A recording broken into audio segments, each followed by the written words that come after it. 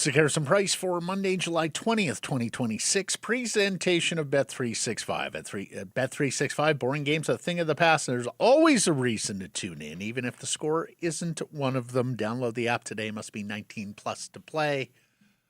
And please play responsibly. Matt Sakaris with Blake Price, 4-time Juno Award winner, 2-time provincial basketball champion, and world log rolling titleist Mike Rogerson hitting switches and conducting things. We invite you to subscribe to our YouTube channel if that's where you're watching right now, or leave a like, and to our podcast, whatever podcast provider you may use. How was your weekend? My weekend was good. I was camping in Tofino this past weekend. I saw the photo. It looked more like glamping. Well, it's car camping, so yeah, it's... You set up a TV for the soccer match yesterday. Well, it's my laptop. They do have Wi-Fi at the campsite. That is clamping. The office has a big screen TV as well, but they were like minutes behind my laptop. Oh. So I had a small group around the fire watching on my laptop, and we were wooing way before then. Sure. Sure. And you know why? I'm ready for the World Cup to be done. Yeah, like, it was time. It was time. Yeah. But I do miss just that phenomenon, like sitting around and just hearing random cheers. Oh yeah, for sure. Like that's pretty cool stuff. It's been a great ride. It was an amazing experience. Wish the game was a little better. Yes. We'll get into that a little later here in the program. Shout out to our friends Kevin Oates and John Keane from Kamloops. I played golf with them on Friday. Kevin Oates, the pro at River Shore, where we have played a fair bit over the years. My hole-in-one anniversary buddy as well. And got a chance to meet and tee it up with John Keane, who, of course, is the play-by-play voice of the Kamloops Blazers. And boy, are they expecting a big day next month when Logan Stankoven comes home.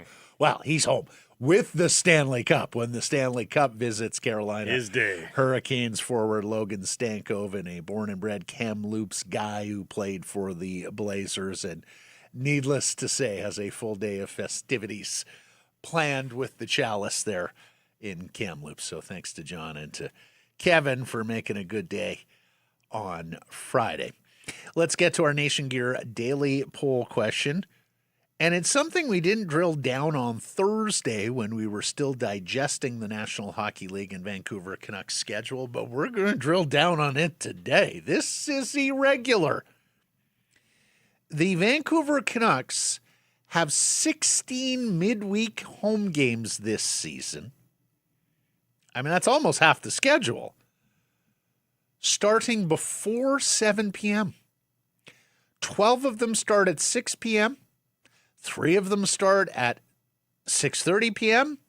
One of them even starts at 5:30 p.m. And so we're asking you, how does that work for you?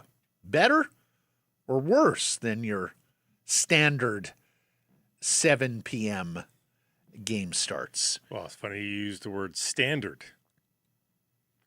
Pacific Standard Right, Time. very good, Blake Price. No longer a thing, and that's the reason for all of this. It wasn't just a random, hey, let's try this out, although that might be interesting with this West Coast lifestyle here where people go to bed a little bit earlier than other cities in the world. But no, this is all because of the daylight savings time thing, of which, read today, some in the Senate expected to be a very close vote as to whether or not the Senate will put it through in the United States, even though Trump is advocating for his own party to do it. Why would that be the case? Just to screw California, Oregon, and Washington? No. Is there a... The main thrust from because there's so much crime and we're so worried about the public, is the dark mornings and putting kids in school buses and kids walking to school in the darkness. That seems to be the biggest opposition to it.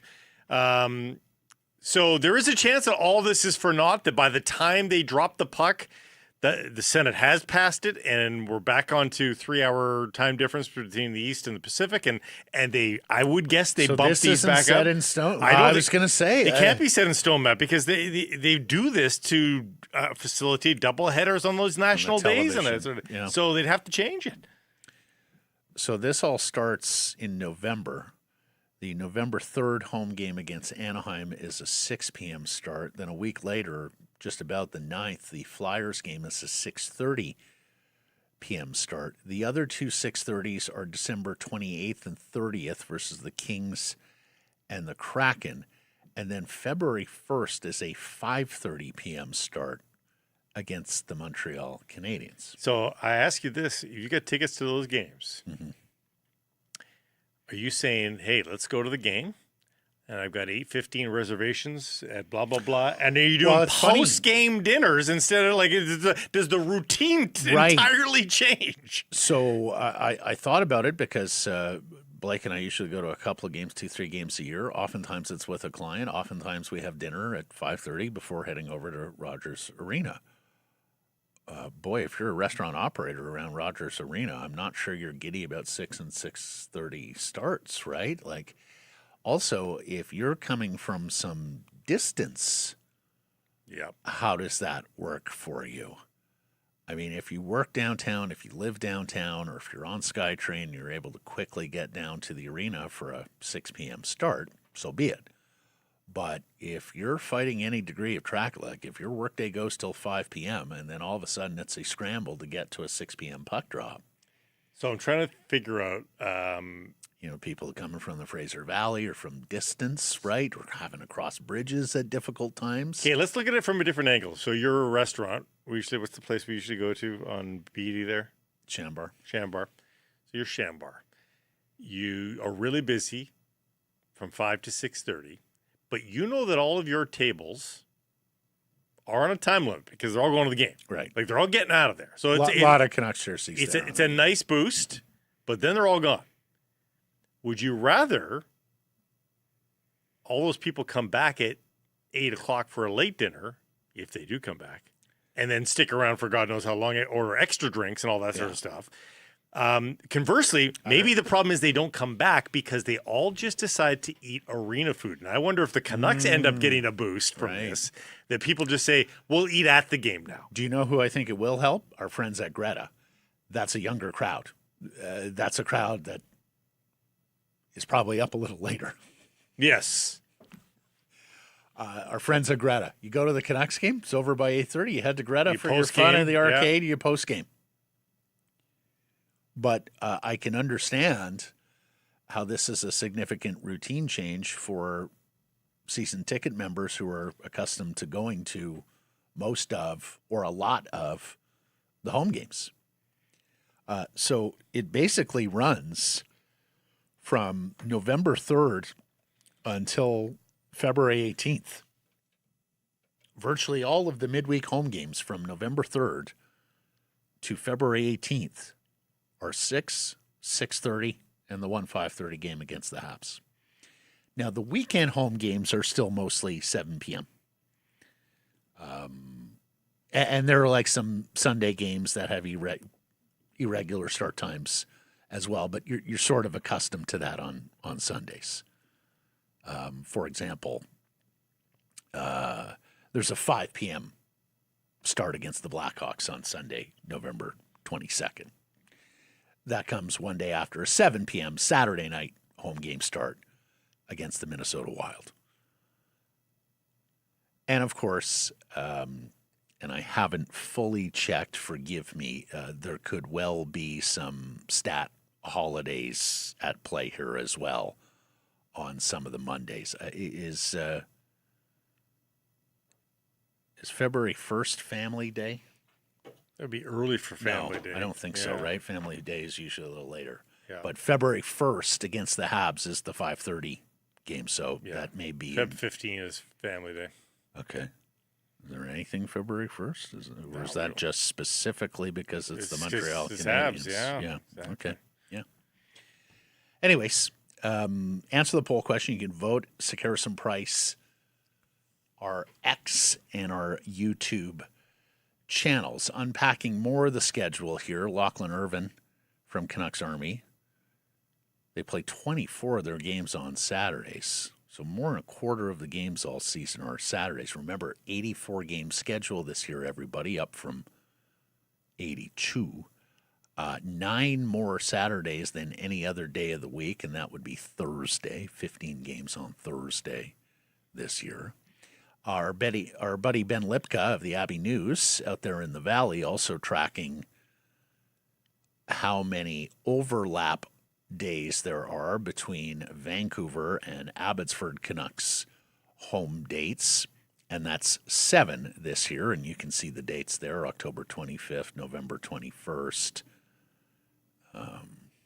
December 5th, January 9th, February 13th, February 20th. I don't think you're robbing. I don't think you're robbing ticket paying public too much of that, but you might be dividing attention. Like maybe an Abbotsford Canucks fan doesn't go to those games because they'd rather watch Vancouver on TV. Right. I think that's it. That's probably the biggest thing rather than ticket splitting. It was 7 games last year also between Abbey and Vancouver that overlapped, as Ben reports, down from 16 in 24-25. That's too many, 16. And then Jason Gregor in Edmonton digging deeper into the NHL schedule at large. NHL teams who have the most back-to-backs this year, it's Pittsburgh. The old Penguins have 15 back-to-backs. Part of that is geographic with where Pittsburgh is situated.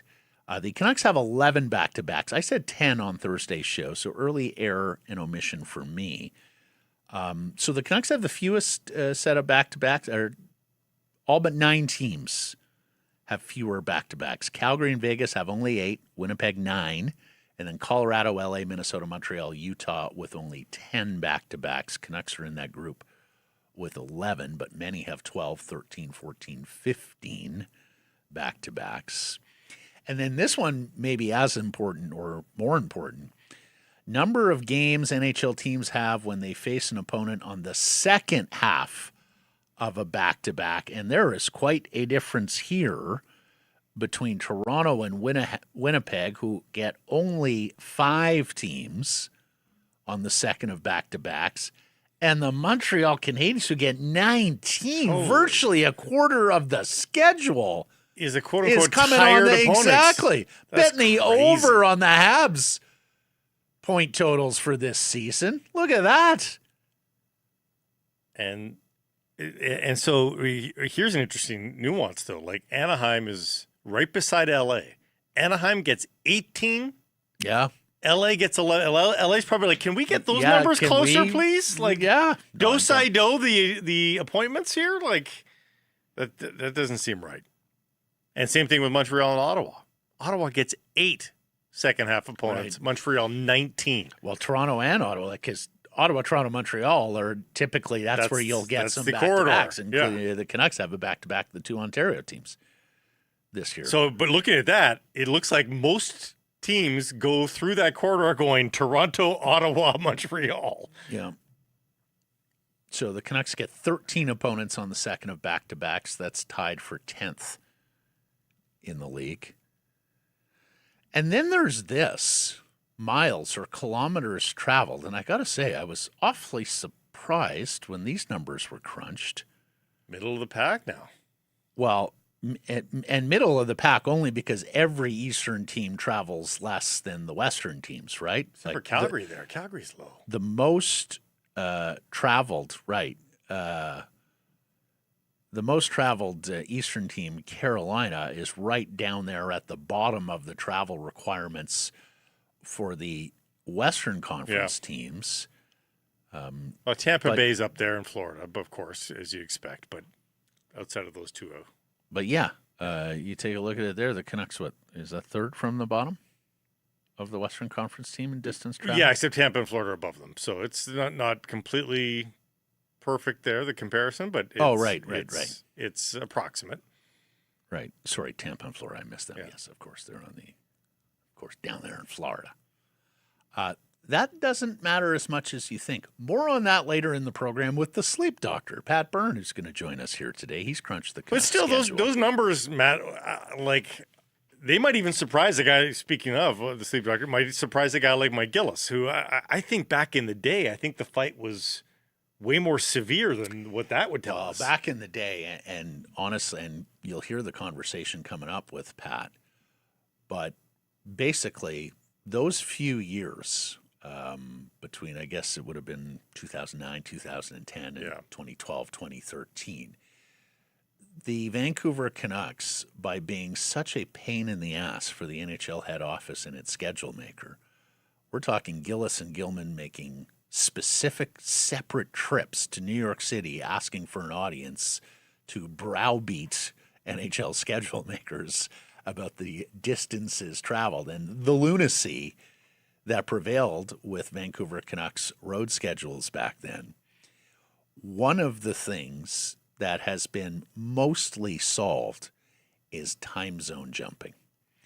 One of the things that the Canucks really objected to back then is, you send us out to play Pittsburgh on the first game of a 6-game road trip.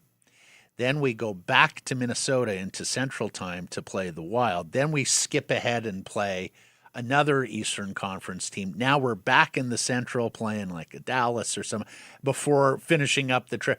It was the time zone jumping back and forth.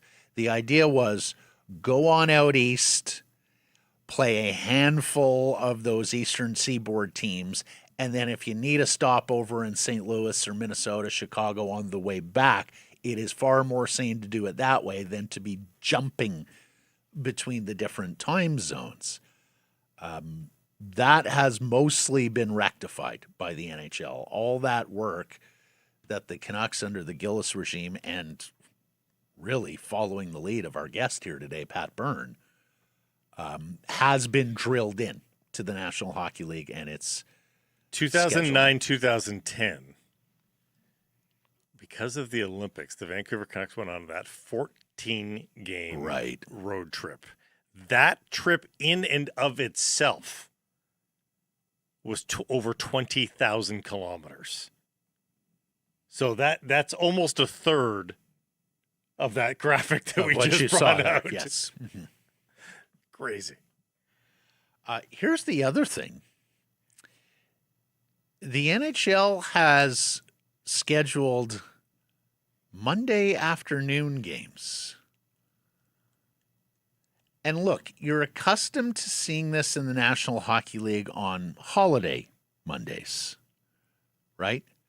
And the U.S. has some additional holiday Mondays. Martin Luther King Day in January.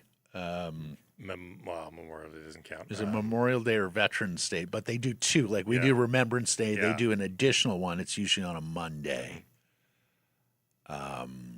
We now have the Family Day, but for a while that was not Columbus a thing. Day is back on the calendar, I believe. That's right. Yeah. That's right.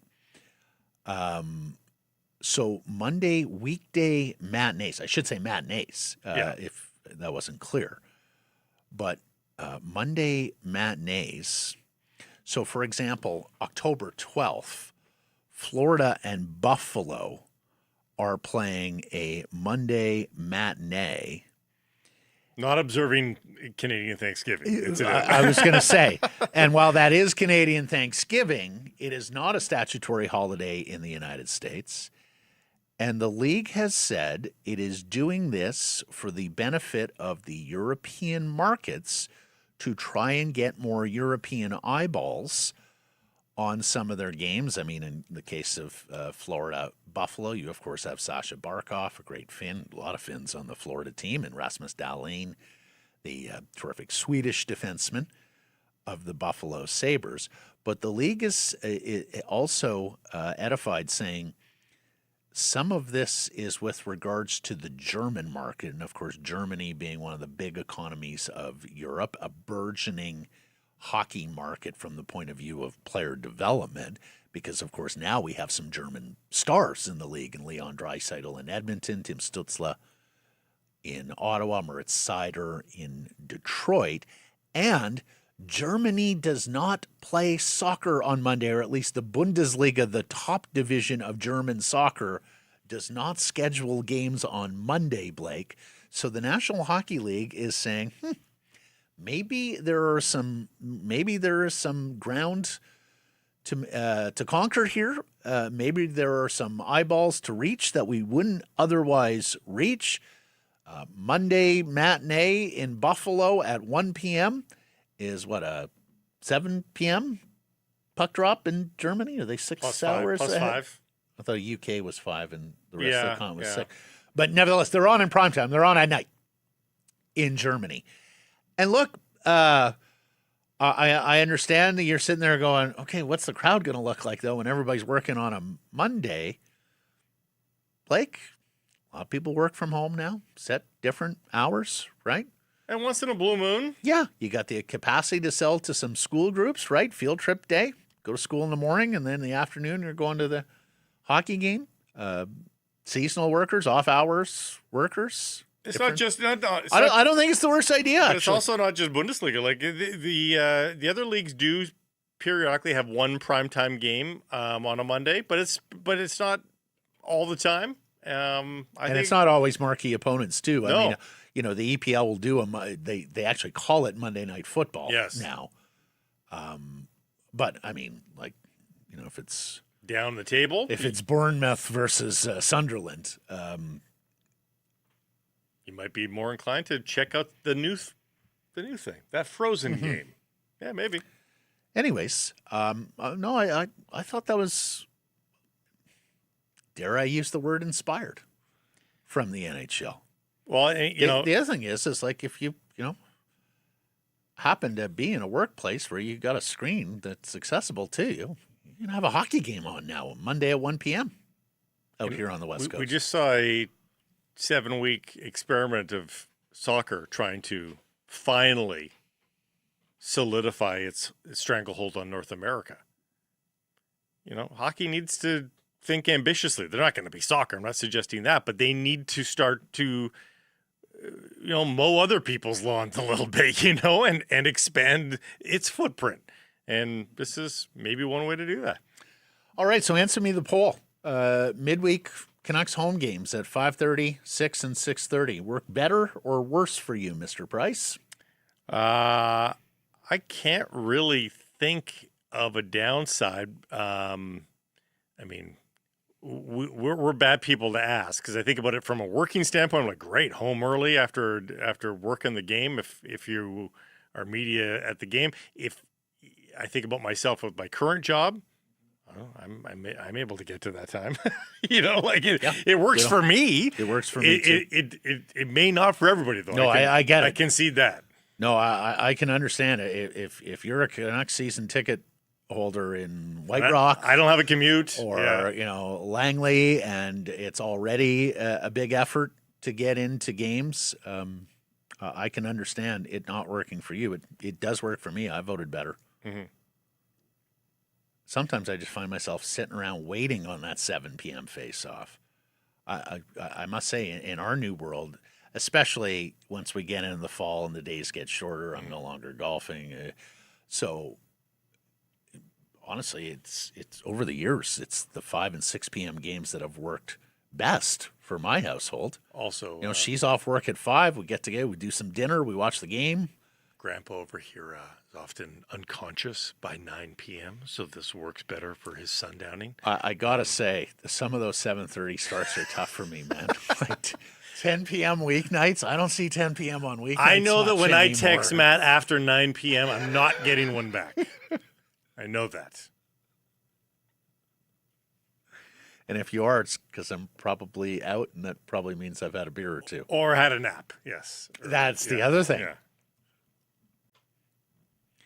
So you can vote on the poll question at the Sekeres and Price X and YouTube channels. Super fired up about the Nation Network's collaboration with Levelwear. So welcome to the new Nation gear, teaming up with Levelwear to bring you the next era of Nation apparel. And this is starting with the off-season Social Club collection. It's gear built for everything that happens between games. Golf rounds, patio hangs, weekend trips, whatever else the offseason brings. Premium, versatile, and made for fans who know being a sports fan isn't just a season, it's a lifestyle. The Off-Season Social Club. Coming soon. Be the first to join. Like, follow, subscribe to the newsletter at nationgear.ca. Let's get to our top story, brought to you by Yellow Dog Brewing, Neighborhood Brewing, Foolish Winery, filling gaps, staffing up. Canucks make hires in key positions to replace the promoted as more evidence mounts that the club is cutting costs wherever it can. And that was quantified by Patrick Johnston over the weekend. A new chapter begins for the Abbotsford Canucks, who have replaced Manny Malhotra as head coach. Of course, Manny moving up to be head coach of the Vancouver Canucks. Ryan Papianu is the new head coach of the Abbotsford Canucks. He comes to us from the ECHL's Wheeling Nailers. That's Wheeling Nailers. And this hire was applauded far and wide in hockey circles. I saw The Athletic. Scott Wheeler called him one of the brightest coaches in the game. Of course, Scott's their draft and prospect guy, so he would have come across Papianu when he was the head coach in the Alberta Junior League. He is the former head coach of Cale Makar in the AJHL, we should say.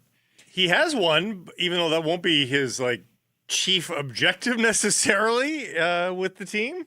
But you do want to get some wins. You don't want to be down in the dumps. But he's proven that he can win and win with younger players. Obviously, at the junior level, they're young players. But ECHL level, you're going to get the late round draft picks, younger players through there. It's an interesting hire. This is a content manager in the AJHL who tweeted, the amount of people's minds that Ryan Papianu is going to blow this season is going to be crazy. The guy literally blows away his competition through coaching, recruiting, and roster construction. He's wired differently. They will not regret this decision. Wow. His winning percentage in the AJHL was .774. I mean, that's almost Fred Harbinson in the BCHL. They are the best comparison to each other. He won 6 titles in 14 seasons with the Brooks Bandits in the AJHL before moving on and compiling a 46-20-6 record with the ECHL Wheeling Nailers. They got to round 3 of the playoffs. They lost to the Florida Everblades, who apparently win all the Kelly Cups these days. So this is a bright young coach, according to many in hockey circles, who is getting a big opportunity here to move up to an AHL bench because, as we've talked about with Cam Robinson and Steve Ellis and a lot of our prospect guests, if not this coming year, over the next 2 to 3 years, the Abbotsford Canucks roster should be heavy on prospects, right? Like when we talk about player development, Ryan Papianu is in a very central role for the Vancouver Canucks going forward. Now, this year, for example, it could be Braden Coots if he doesn't make the team out of training camp, right? You're allowed to put one 19-year-old in the AHL starting this season, so that could very well be Braden Coots. I suspect some combination of Kirill Kudryavtsev, Sawyer Minio on the blue line will be mostly AHL players this year, so you're going to be overseeing the development of a couple of defensemen who have really punched above their draft standing since being selected by the Vancouver Canucks. I suspect you're going to have some young forwards in the form of Riley Patterson and Gabe Sherratt, not to mention some of the holdover guys. Victor Ulrichsen and his huge frame comes to mind, Ty Mueller. So he's going to be overseeing, I think, a good number of prospects in the here and now. But going forward, Blake, and remember, the Canucks have all these surplus draft picks. They made 9 this past year. They'll make more and more as the years go along here in this rebuild. You're going to get to a point where hopefully most of your top 6 and top 4 forward and defense are going to be chock-a-block with prospects, right? And that's why the right hires matter. And it's why I've pushed back a little bit on the completely straight, non-dotted, but full line that people have made with these hires and the budgetary constraints that may or may not be there for the Vancouver Canucks. First of all, how much you spend on these coaches does not equate to how good the coaches are. It doesn't. That's fair. You can, if you think about shopping for clothes, shopping for cars, the price is not reflective of the quality or use of what you're buying. It's like outlet shopping. It's the same stuff. It's just cheaper, right? Mostly, right? I won't. I'm not going to get bogged down in that digression, but I will concede that cost does not equate quality. I take a Toyota over a Maserati every day of the week. I may have just killed our Maserati sponsorship possibilities. I apologize. Our friends at Pacific Toyota will be quite happy with you, though, Blake. I played golf with Dean on Friday. Actually, I'll be sure to let him know. Yes. So if you make the right hires and find the right people, it can work out. I think this is a very good example of that. And also because, again, what I had alluded to, you want to win. I'm not saying you're happy at either the NHL or the AHL level with a 12-win season. But it's not the be-all and end-all. And having the right people to develop this team so that they're ready to win in 4 or 5 years, that's the goal here. And I think the Canucks are trying to find that balance, too, of, hey, can you get guys that get the right veterans from the AHL in and make the Abbotsford Canucks win on a more regular? Yeah, you could probably do that. But it's probably not helping the overall process. So they're trying to be a little bit more holistic, and I think this hire reflects that. Thank you for not crapping on outlet shopping. Blake knows how big an outlet shopper I have been. Some outlet shopping's great. Years, a big guy. So I just know some brands, their outlet stuff is actually not the same. Really? Okay. As the real stuff. Okay, don't ruin it for me. I won't ruin it. Because 2XL, extra long sleeves in some cases. And of course, they're already 50%, and then you take 25% off the lowest mark price. Like, how can I not? This thing was $15 at that point. And this thing was $15 at the Seattle Premium Outlets at the Under Arbor a number of years. I was in Tawasin Mills a few days ago, so I get it. I haven't quite found the same savings there at Tawasin Mills. It's set up like an outlet mall. It's pretty good. Anyways, of course, they got to Ryan Papianu by lowballing Kitchener Rangers head coach UC Ahokas. Dollywall reported he turned down the Vancouver Canucks, and we learned on the weekend that he took a job with the Colorado Eagles, the Colorado Avalanche AHL team. This is the Memorial Cup winning head coach. Gabe Sherratt, Canucks forward prospect, was a member of his club. He's a Finn who worked for Mike McKenzie, Bob's son, who's the GM of the Kitchener Rangers. I think this is good news for the Canucks, though. This shows that clearly those conversations were already happening for UC Ahogas, so he had offers. He was playing them off each other most likely, and Canucks weren't getting into a bidding war. Patrick Johnson reported, word is the offer to Ahokas was substantially less than what he was already making in the OHL. A junior hockey source of Patrick's said, yeah, I've heard a lot of Canucks new hires are very low, even compared to the OHL and in Canadian dollars, which is irregular because, of course, players are paid in American dollars, and it tends to be that a lot of the staff of an NHL team, certainly at the coaching level, is in American dollars. Patrick continues, league sources have told Post Media that Canucks ownership have said they would like to reduce player payroll by up to $20 million, and it bears noting that they are already down $12 million from the end of last season. The Canucks have moved out $12 million from last year, meaning in an ideal world for ownership, they will rid themselves of another $8 million before the season begins. If they were to get rid of $8 million in salary, they would be just over $78 million on the books with the salary cap floor at 76.9. So just, I mean, the other thing we should point out here is there's a difference between cap hit and actual money in hand for some of these players. We discussed it with Jonathan Marchessault last week in the Nashville Predators, whom they are trying to move. He's a $5.5 million cap hit for 3 more years, which would translate to about $16.5 million. But he's actually just making $10 million and $10.65 million in actual money over the duration of that contract. So there you go, a pretty substantial difference between cap hit and actual money out. It sounds like the Canucks would be in the market for that profile of player. And that difference of $8 million is almost entirely made up of an Elias Pettersson for Jonathan Marchessault trade. Just putting that out there. The math is almost perfect. And I did hear yesterday that there is more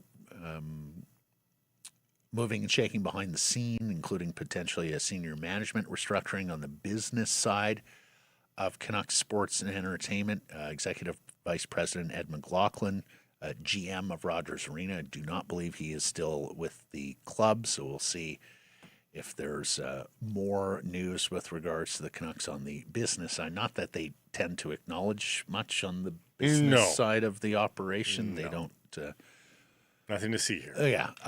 Also, on the additions side, and we knew this was coming, but it's for sure, it's confirmed on the weekend, Ryan Johnson announcing that Alex Edler is rejoining the Vancouver Canucks in the team's player development department. He is working closely with the prospects throughout the organization. Of course, Alex Edler had served as a coach in development camp this season, and there was the report out of Sweden that Östersund's Alex Edler would be joining in a official full-time capacity.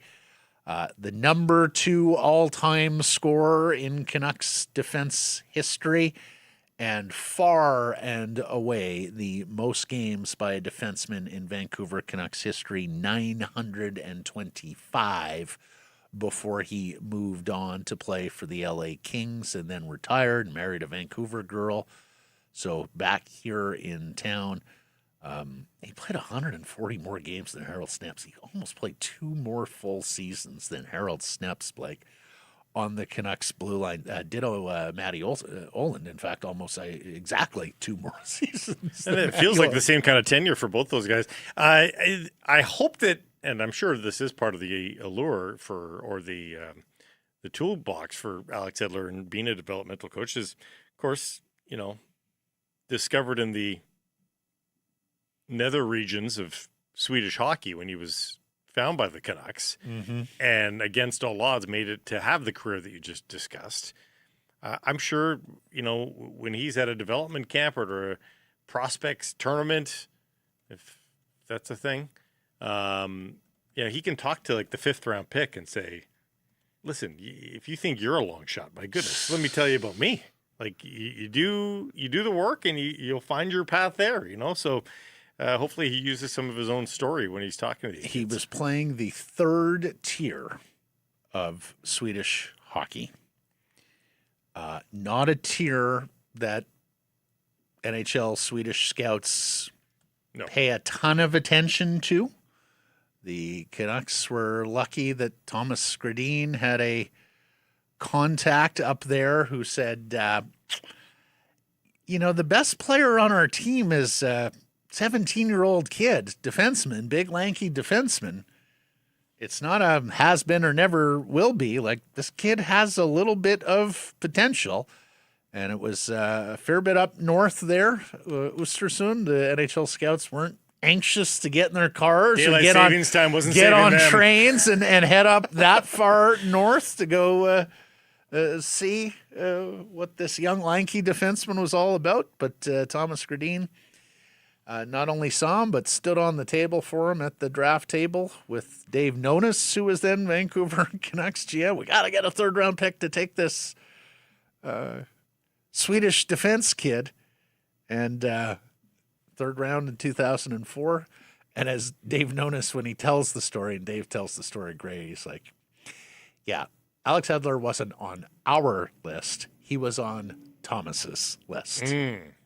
And because Thomas was so adamant that they get a third-round pick, because the Detroit Red Wings and their great Swedish scout, Håkan Andersson, were the other team that was sort of aware of Alex Edler and what he could be.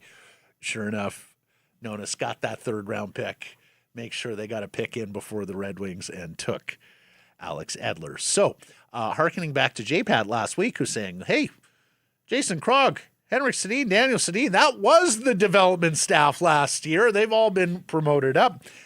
We know that at least, of course, Krog joining Manny Malhotra's staff on the bench. We know at least one of those positions with Alex Edler has been replaced. I sure hope there's more, right? I wouldn't want to go fewer. Like, player development's a big part of what this organization is going to be about over the next few years. More on that with Frank Corrado. I mean, you've got weeks of runway here.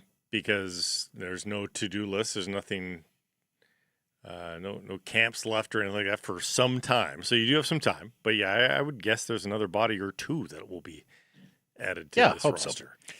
We have got to talk about North Vancouver's Connor Bedard, who finally signs with the Chicago Blackhawks yesterday. Let's do it after I mention Yellow Dog. Right? Good call. Yeah. Thirsty. Yellow Dog's releasing, this is Yellow Dog Spirits I'm talking now, releasing its first ever 568, let me try that again, 568 ml super tall can. It's the Turbo Ombre Lime Margarita. It's bright lime, smooth tequila flavor, ready to tag along on every summer adventure. Maybe you're going camping soon. It's the biggest personality they've ever put in a can. Go check it out from Yellow Dog Spirits. We have got to talk about North Vancouver's Connor Bedard, who finally signs a contract with the Chicago Blackhawks. I know we've had tons of Canucks fans, including our buddy JC, who penned an article on this. Canucks should offer sheet Connor Bedard. He's offer sheet eligible. What's going on? How come the Blackhawks haven't re-signed? He's just old enough to drink it, Yellow Dog, in the States. 21 years old, yeah. Signs a 5-year deal, $15 million per year. Very heavy on signing bonus, 9.8. A little shout out there to his, maybe he's into numerology like Sydney is. Now he gets a full no-move clause in year 5. That is the one unrestricted free agent season that the Blackhawks are buying out here. And Vancouver Canucks fans are rubbing their hands together with glee. Absolutely. It's coded. Giddy at the potential of Bedard coming home. He grew up a Canucks fan like Macklin Celebrini. We're going to have the super team in 2031-32. I'm not saying they're rejoicing it's not a max length contract. They're rejoicing that pending no-move clause in the final year would allow him to pick a destination. Although, as we saw with Quinn Hughes, sometimes teams get ahead of that no-move clause, right? And they make the deal when they can deal with a marketplace of 31 teams, theoretically, as opposed to letting the player dictate the destination, which oftentimes means less of a player return.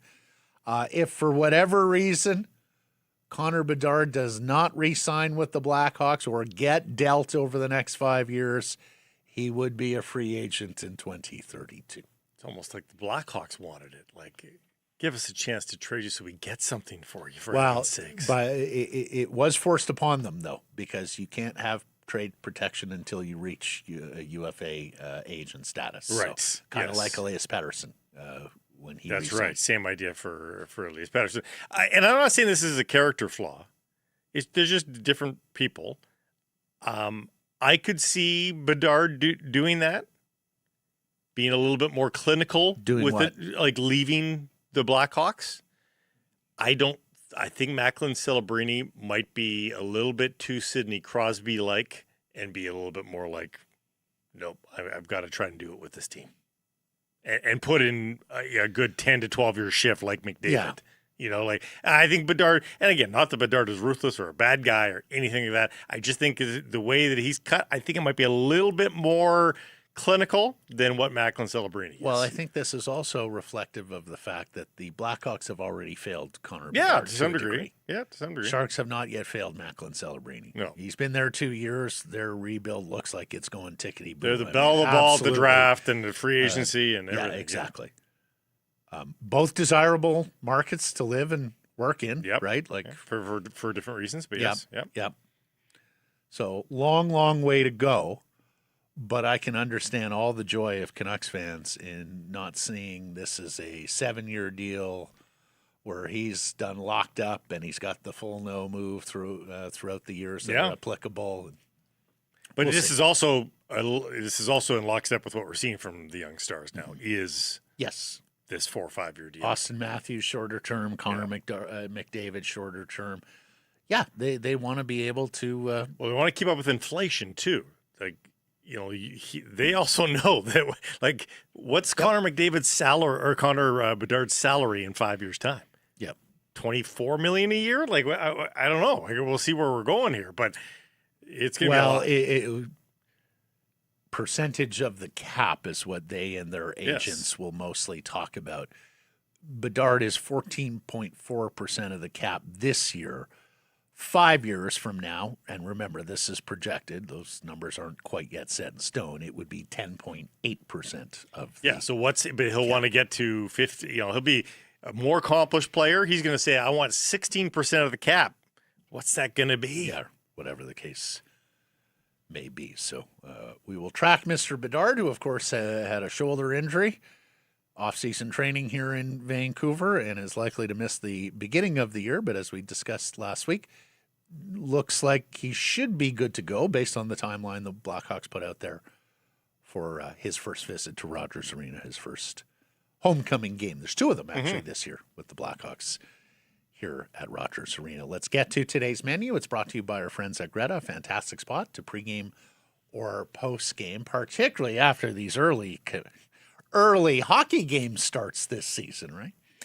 And if you're looking for a venue for your next private party, you absolutely have to check out Greta. They have a private area at the back with its own full-service bar, so you won't wait for drinks. It's surrounded by screens. You can put whatever game you want on TV. The food, the menu, street food, approachable, absolutely delicious. Try the smash burger. And then there's the arcade, and your guests will be absolutely giddy as they walk around the bar trying the different arcade games. For more information to book your event, go to gretabar.com, Greta 50 West Cordova. Let the games begin. We'll talk to Frank Corrado here, former Vancouver Canuck and current TSN hockey analyst. We'll talk about Elias Pettersson potential landing spots, Pittsburgh, Nashville. We'll talk about Shane Wright being available, Tom Verlander. Is that a trade that makes sense to him? We will talk about player development and Alex Edler, who, of course, Frank would have played with back here in his playing days with the Canucks, and Connor Bedard. And he'll tell us some sleep stories because we got the sleep doctor, Pat Byrne, on the show as well today, who has dug into this Canucks schedule and found the difficult parts of it. I mean, it's also a good lesson on just everything that has transpired here in the last 15 years or so in terms of pro sports teams and the way that they deal with fatigue management, sleep science. Pat has been an absolute leader in this field since he joined the Canucks way back when and led them to that best road record in the National Hockey League. Pat not only works now with major league teams in all the big sports. Those NBA guys are so rich and so used to having their own personal teams. He works with individual NBA players on their part of the entourage. He also gets into how one regime in a pro sport will hand off these sorts of things to the next regime. That's true, too. And there's some politics in that. Well, and there was a ball dropped or a puck dropped by the Vancouver Canucks on this once upon a time. Later in the program, we'll talk about, well, a dud of a game, but an extraordinary experience for the city of Vancouver with the FIFA World Cup now at a close. Whitecaps were smoked out of Chicago. Didn't actually play the Bayern Munich return match, Muller versus Lewandowski. A heartbreaker for the Lions Friday. Game was there for the taking with a backup quarterback. Couldn't get it done. We'll talk some baseball, which is resumed after the All-Star break. Some extraordinarily sad news from the Blue Jays this week. Caesar back home next week. And a champion golfer of the year that just about everybody can get behind. A walk-off victory for a New Zealand journeyman at the Open Championship. That's all coming up on the program today. And a reminder, Mike really wants me to remind you this. He's put a note here in my little box saying, you absolutely, all caps, you absolutely must remind them of the show schedule this week. We were 4 shows last week. We're 3 shows this week. We were Monday, Wednesday, Friday. J-Pat's in for this guy Friday. J-Pat's in for me. J-Pat's in for this guy Wednesday. J-Pat's in for me Friday. So looking forward to that. Okay, time now for our Bet365 bets of the day. You are going to golf. And it's actually a decent field here, believe it or not. Like Scotty Scheffler's playing. Where's the field? This is 3M Open. Is it in Minnesota? Is it Detroit? Or okay. I don't know. Anyway, some guys can be tired. Some guys got momentum. Just the pluses of I'm going to go with the guy who's coming off of rest for a top 10 finish. Sudarshan Yalamaraju, the Canadian, wow. did not play anywhere this past week. It wasn't at the Open Championship. He didn't play the opposite field event. He's had a chance to reset. Remember, it's been a harried rookie season for Yalamaraju. Chance to exhale, get his feet underneath him again. A top 10 finish is all I need.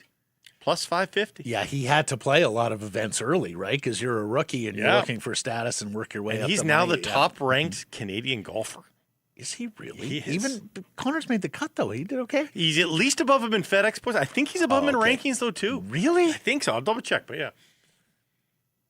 Yeah, well, you Make know a it. note. Yeah. I'm going soccer. Caps into Cincinnati Wednesday. Remember, Cincinnati is the team that owned Thomas Muller's discovery rights before he decided he didn't want to play in the United States. In fact, he just wanted to play in Vancouver. So you will trade my discovery rights to Vancouver, or I'm not coming to MLS. I suspect he might hear that from the Cincy faithful. But here's the thing. He's well rested. He's talking about that.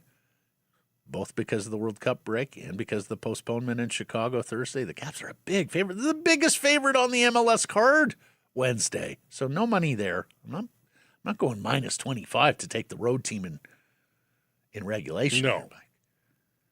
So give me the Raumditer to score a goal. That pays at plus 130.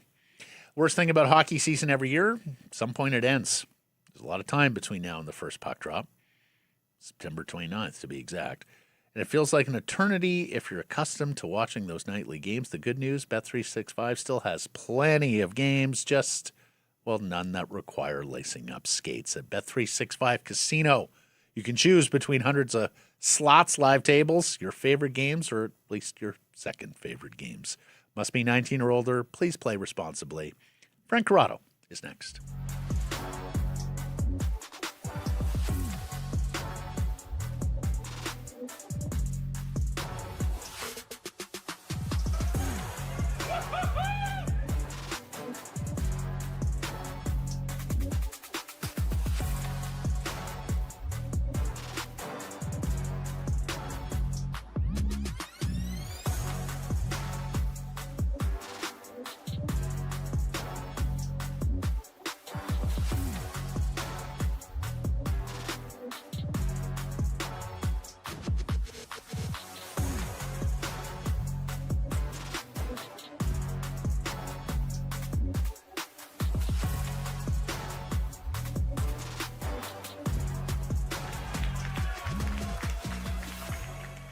Some price from the historic Wall Center. We welcome in former Vancouver Canuck and TSN hockey analyst, Mr. Frank Corrado. How you doing? I'm good, boys. I'm fighting a fight over here. I'm fighting a fight. it got dry, it got hot, and the grass is like turning Oh. hay-like yellow.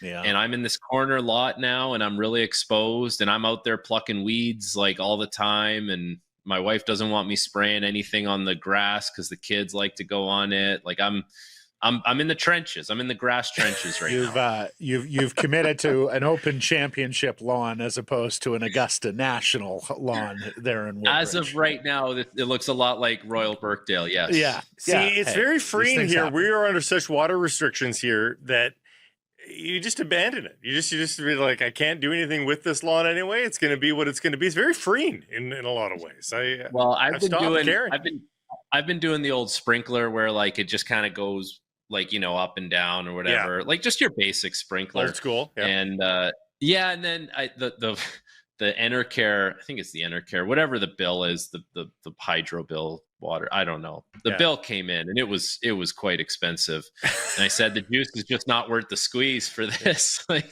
it's not very efficient, is it? No. Yeah. Frank, much has happened since we last talked to you. Basically, Phil Roenick has put a stake in the ground. He is not waiving trade protection. He wants to remain a Vancouver Canuck and lead the young fellas. Ball still in the air with Elias Pettersson and Jake DeBrusk. We've seen now Nashville linked to the Vancouver Canucks and Elias Pettersson. And, of course, Shane Wright is still out there. I saw you talking with Jay Onright last week about the Shane Wright sweepstakes and what he's worth there with the Kraken set to move him. Pick up on any of those files. Which one are you finding most in? You know which one I kind of found fascinating is you bring up the Nashville Predators. Like they really need centermen, and they've addressed that issue, and that's been a priority for them. But prior to Nashville, it was like the hot team on the Elias Pettersson front was the Pittsburgh Penguins, and I kind of thought about that, and I was like, that makes a lot of sense on a few different levels. First of all, if we just go with like the Pettersson angle, like.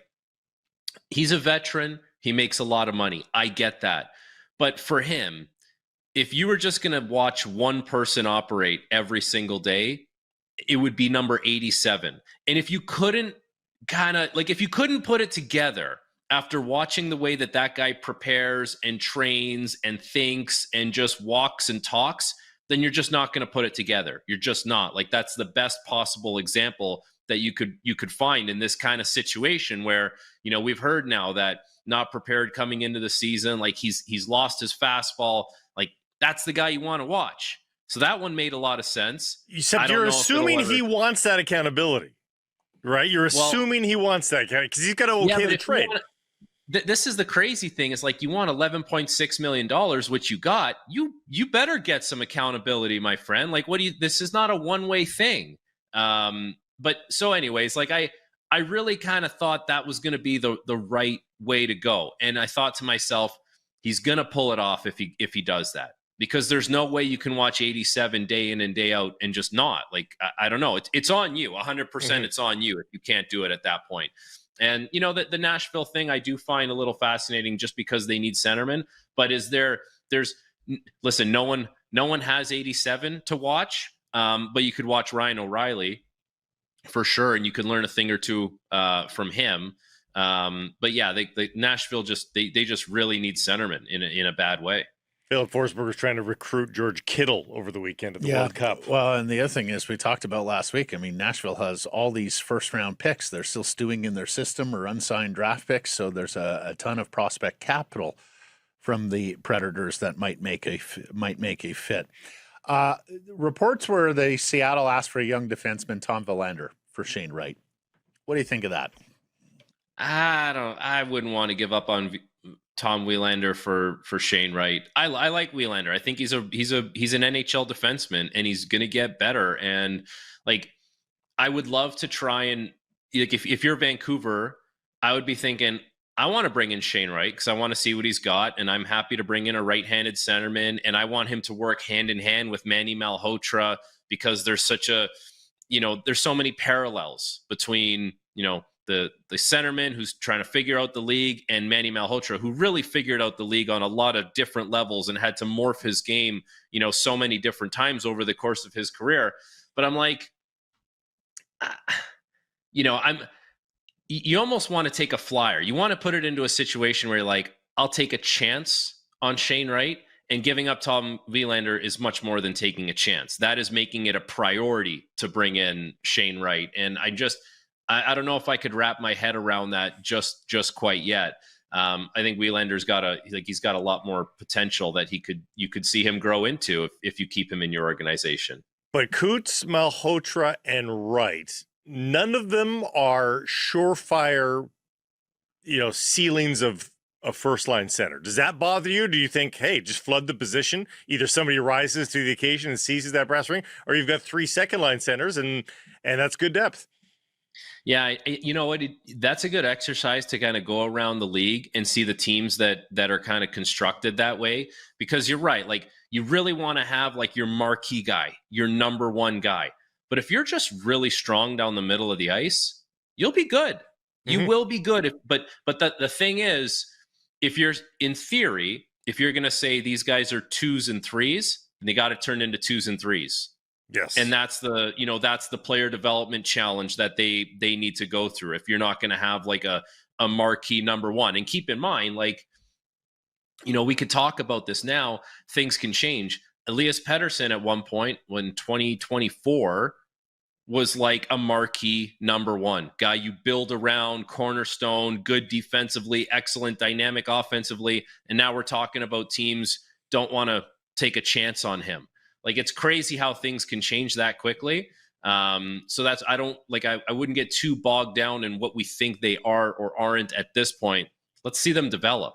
And if at the end of the day, you have 4 good centermen, maybe not like the super high end number one, then hey, that's okay. One of the reasons I love Frank, I have so many follow-ups. Remind me to get back on a center iceman follow-up here, but you mentioned player development. The Canucks have started to restock that department. Daniel and Henrik were the only 2 full-time guys on that side of it, at least listed last year. Jason Krogh helped out on a part-time basis. Your old defense mate, Alex Edler, is back in the organization on the player development side. Your thoughts on Edler getting back into the fold on that side of it, but also just the importance of this player development department for the Canucks as they go forward with a lesser budget, it must be said, during the rebuild, yeah. Frank. It's an important department because like anyone can draft good players. All these teams in theory have drafted good players in the first round. It's what do you do when they get into your organization?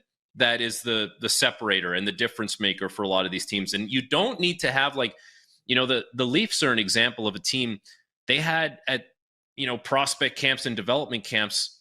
Like, there's more coaches than players sometimes. That doesn't mean that guys are going to turn out.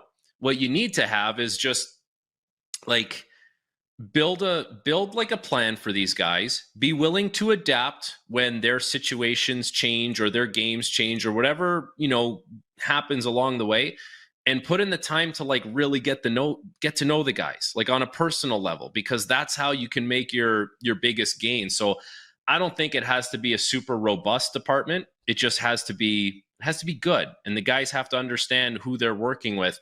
As far as bringing in Alex Edler, I think that's a really smart.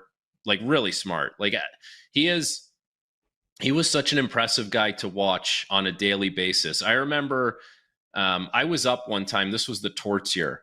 I was up and I was kind of waiting for him to come back off the IR, and then he was going to get activated and I was going to get sent down, because that's kind of the way the team worked that year. Like, there wasn't a lot of extras hanging around. And he comes back into this practice, and it was like his first full contact practice. And I watched him move and I was like, that guy is not supposed to be able to move that way. Like, he's just a gargantuan of a human. He's so like smooth with everything he does. And I think me and Sully kind of looked at each other, and Sully looked at me and he goes, "He looks like $1 million today, doesn't he?" And I said to Sully, I go, "No, Sully, he looks like $4.5 million today." Like that. And that's just my impression of the Eagle, like so polished right across the board. And I think he sets a really polished example for the players that he's going to be working with. So I think really quite highly of that decision. Did you ever see him get excited Did you ever see any kind of emotional outburst? Was he always steady Eddie? No pun intended. You know when he got the most excited? I think it was like playing two-touch soccer before the game. If he ever got one of the twins out, like that's where you would see the biggest rise out of him. Not in the game, not in practice. The two-touch before, and if it was one of the twins, like got him. That's that was it. You know, he's a recognizable name, and that's great. And he's a great guy, and that's great too. But he doesn't have a long resume, which I think when you look at the coaching staffs, Frank, they've got resumes. So it's you know, you could say not at this level. Ryan Papianu, you know, junior and junior A at that, 1 year at the ECHL. I think people are just a little nonplussed, and it may not be fair at all looking at this coaching staff, but people are assuming that it's budget related, and you look at it and you're just like, okay, I mean, these are guys, they've got resumes, but nobody knows any of them really. How does that strike you when you see the press releases for both the NHL and the AHL? Yeah, it's interesting because the first team that comes to mind is the Montreal Canadiens, who just went to the Eastern Conference Final with Marty St. Louis, Trevor Letowski, and Stefan Robida.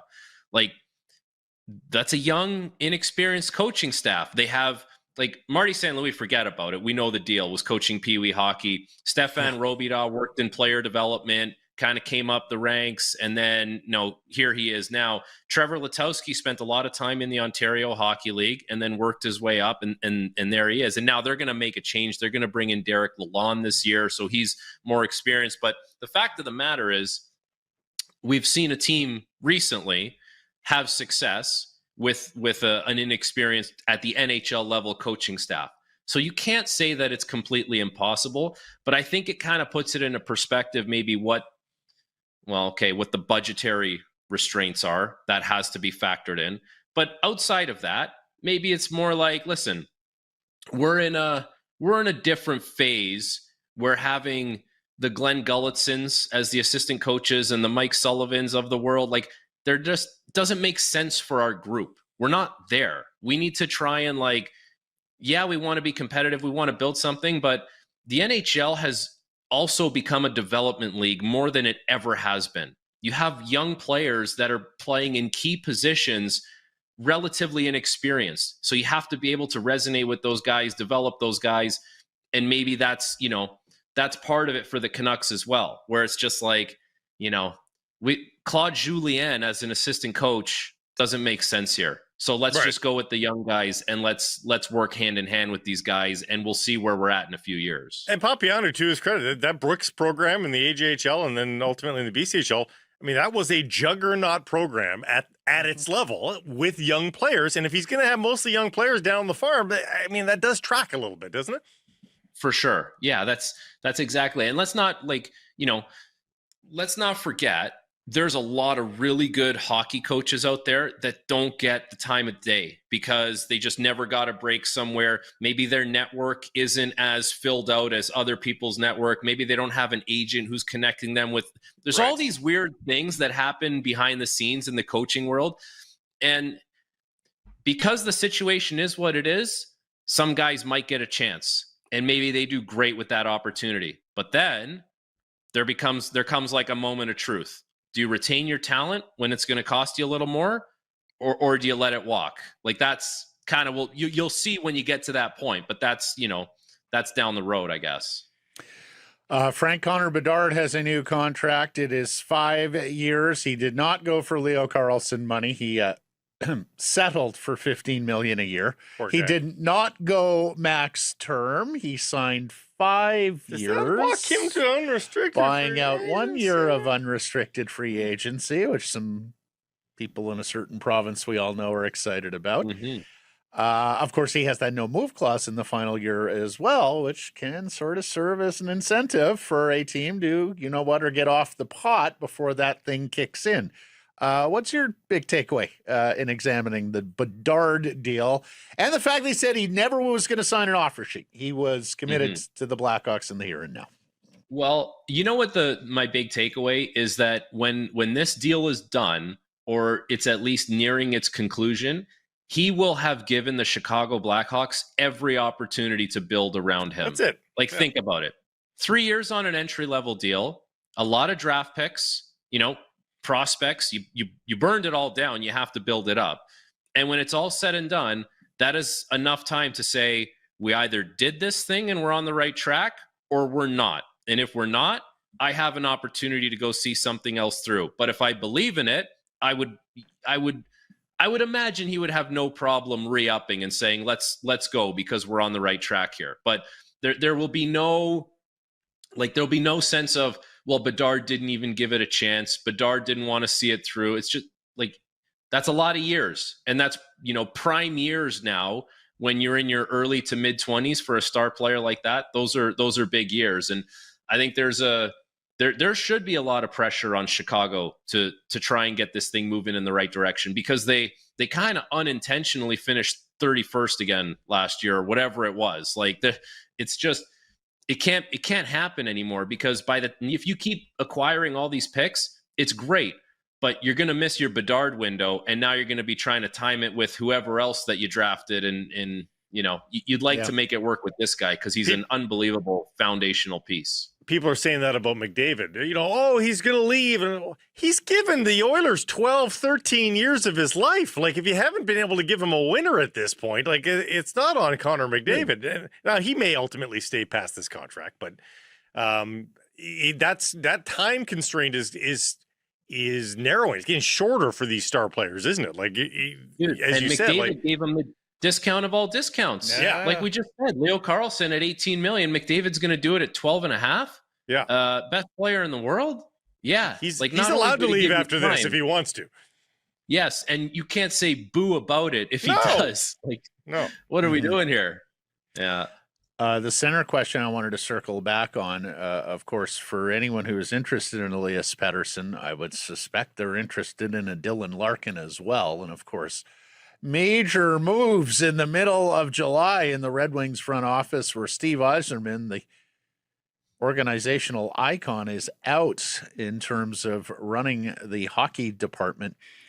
What's your takeaway on all of this? Do you think, and because Yzerman had said we're going to do what's right for the Detroit Red Wings, do you think this lubricates a Dylan Larkin deal, or do you think it's maybe they save it? No, I think it stalls it a little bit. I think it stalls it at least a little bit. Okay, so you make this massive change in the front office. Steve Yzerman is out. Like, there's got to be part of the higher ups of the organization that look at that move and say, get on the phone with Larkin and see what he thinks about that.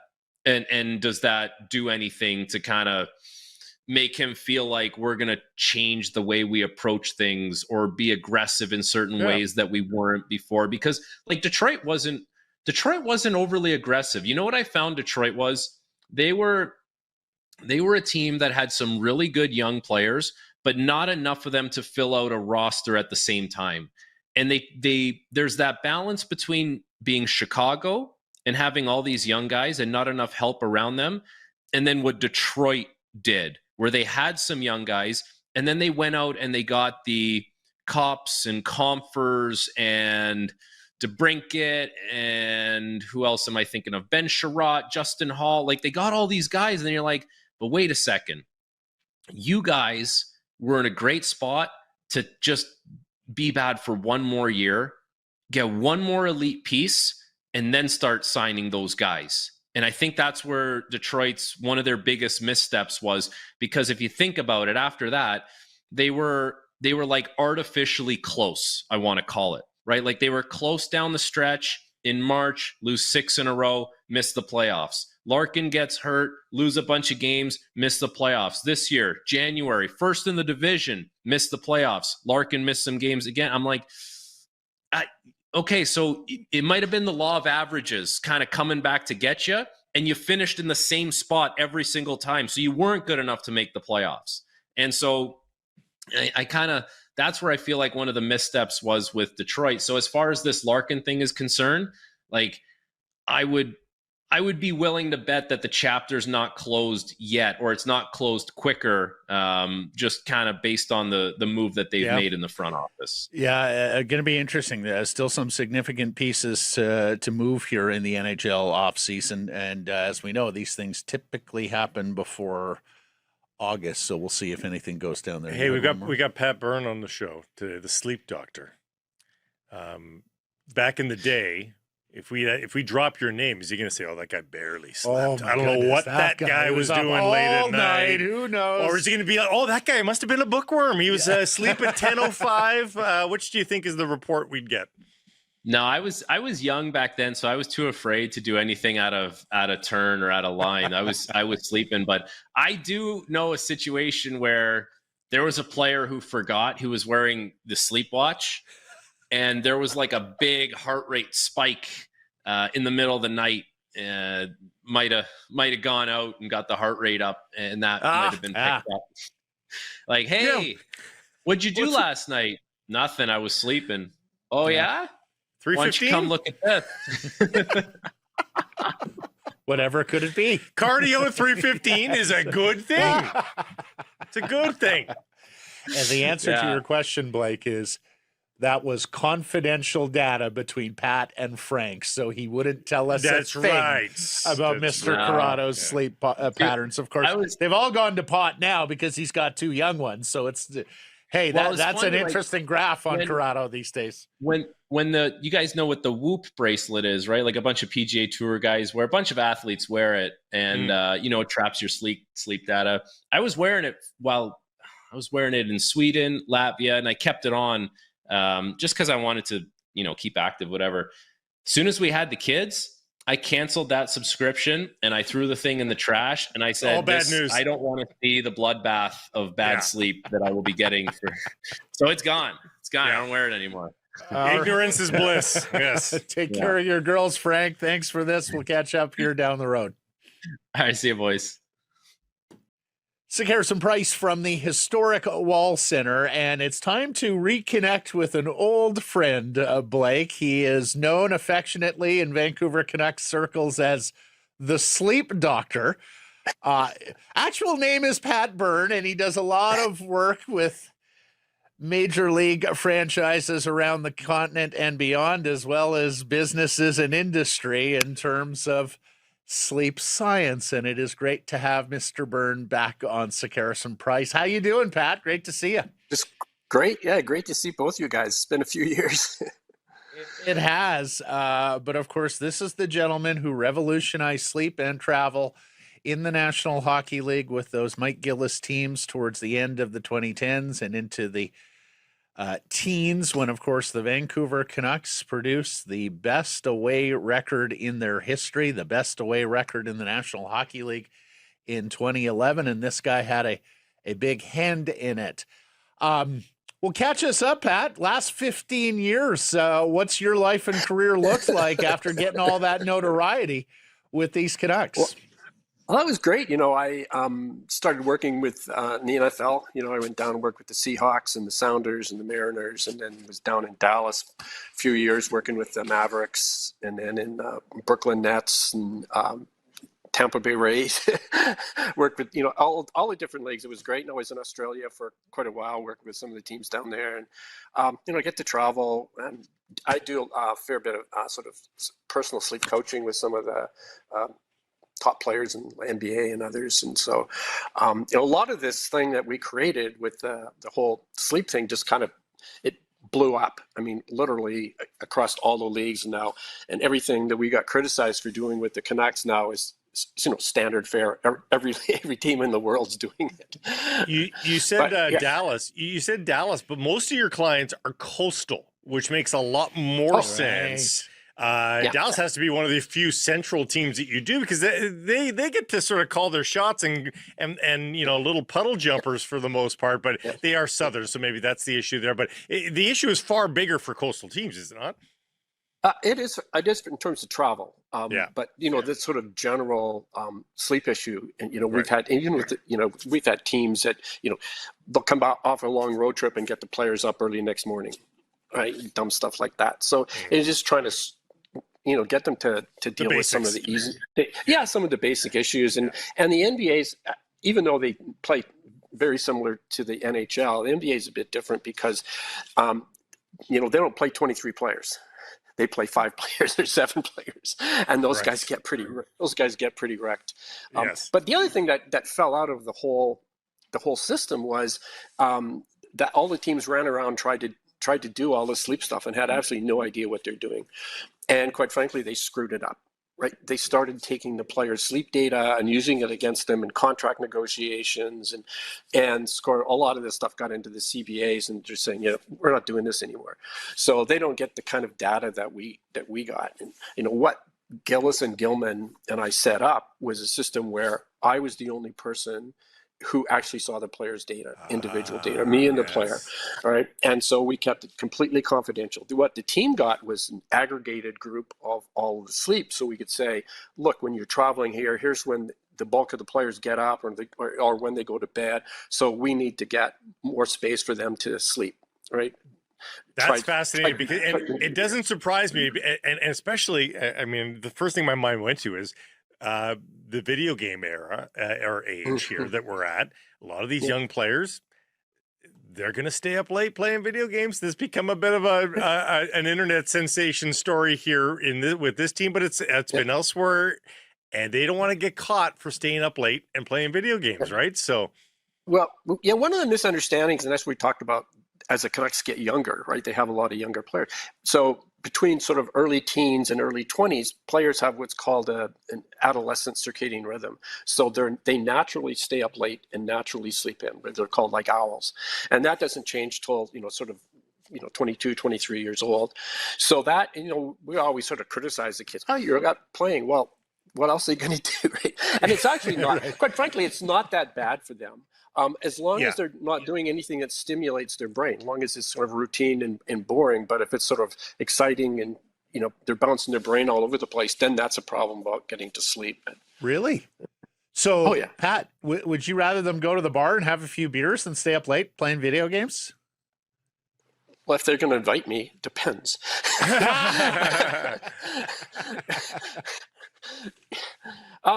No. But the stimulation of video games is actually worse than if you were out there being less like having a few beers with the fellas at a pub? Yeah. I don't think that's a problem. I don't think that's a problem. Yeah. Well, I should say a couple of beers, but I don't think it's the brain stimulation that really keeps you awake. Yeah. Right. Okay, buddy. Well, you've already sunk your teeth into the Vancouver Canucks schedule. We previewed it last week as we were digesting what we saw from the National Hockey League schedule maker. We have a chart here too that Pat has kindly put together for us to be able to keep everybody up to sleep on this Canucks schedule 26-27. What are the big takeaways, Pat? Well, I've been doing this for 18, 20 years across all the different leagues. And this is one of the biggest messes I've ever seen. It's very tricky.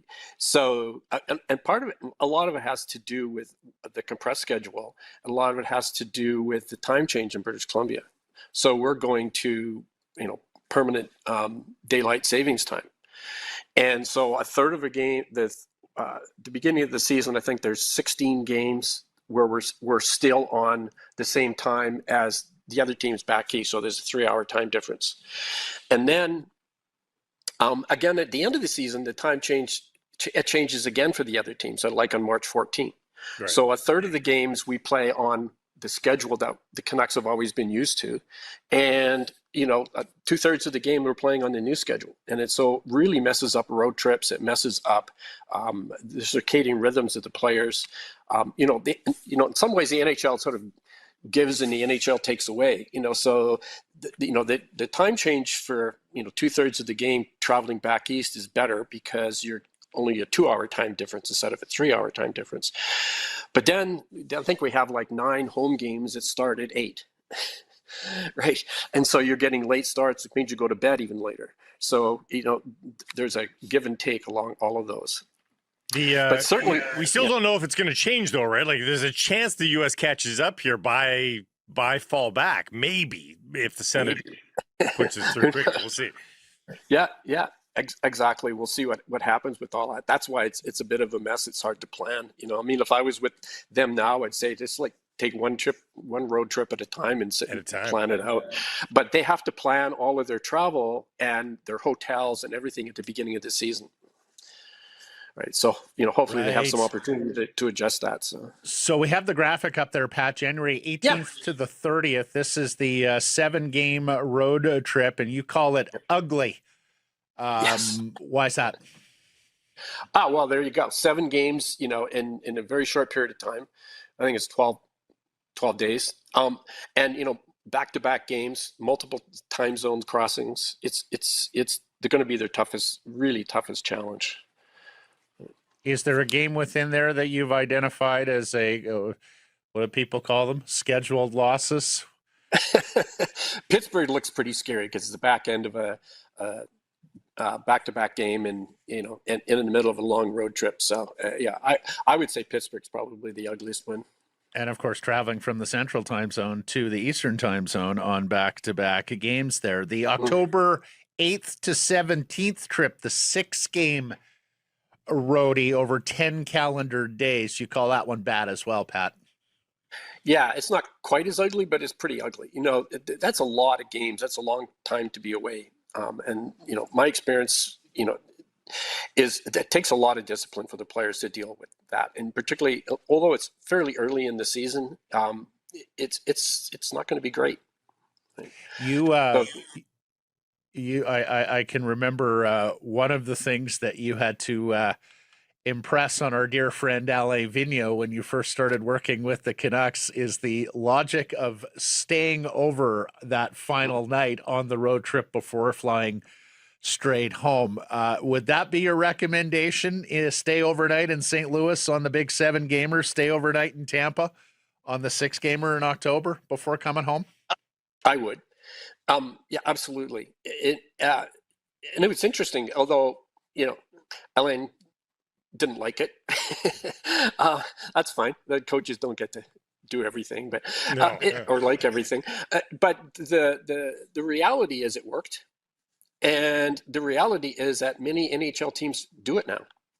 Right? A lot of the things that we did, the back-to-back games and this staying over, the real issue is the Canucks, quite frankly, got screwed when we did that. And the reason is that the NHL adopted the day off system. So the players get a day off or a couple of days off a month now, right?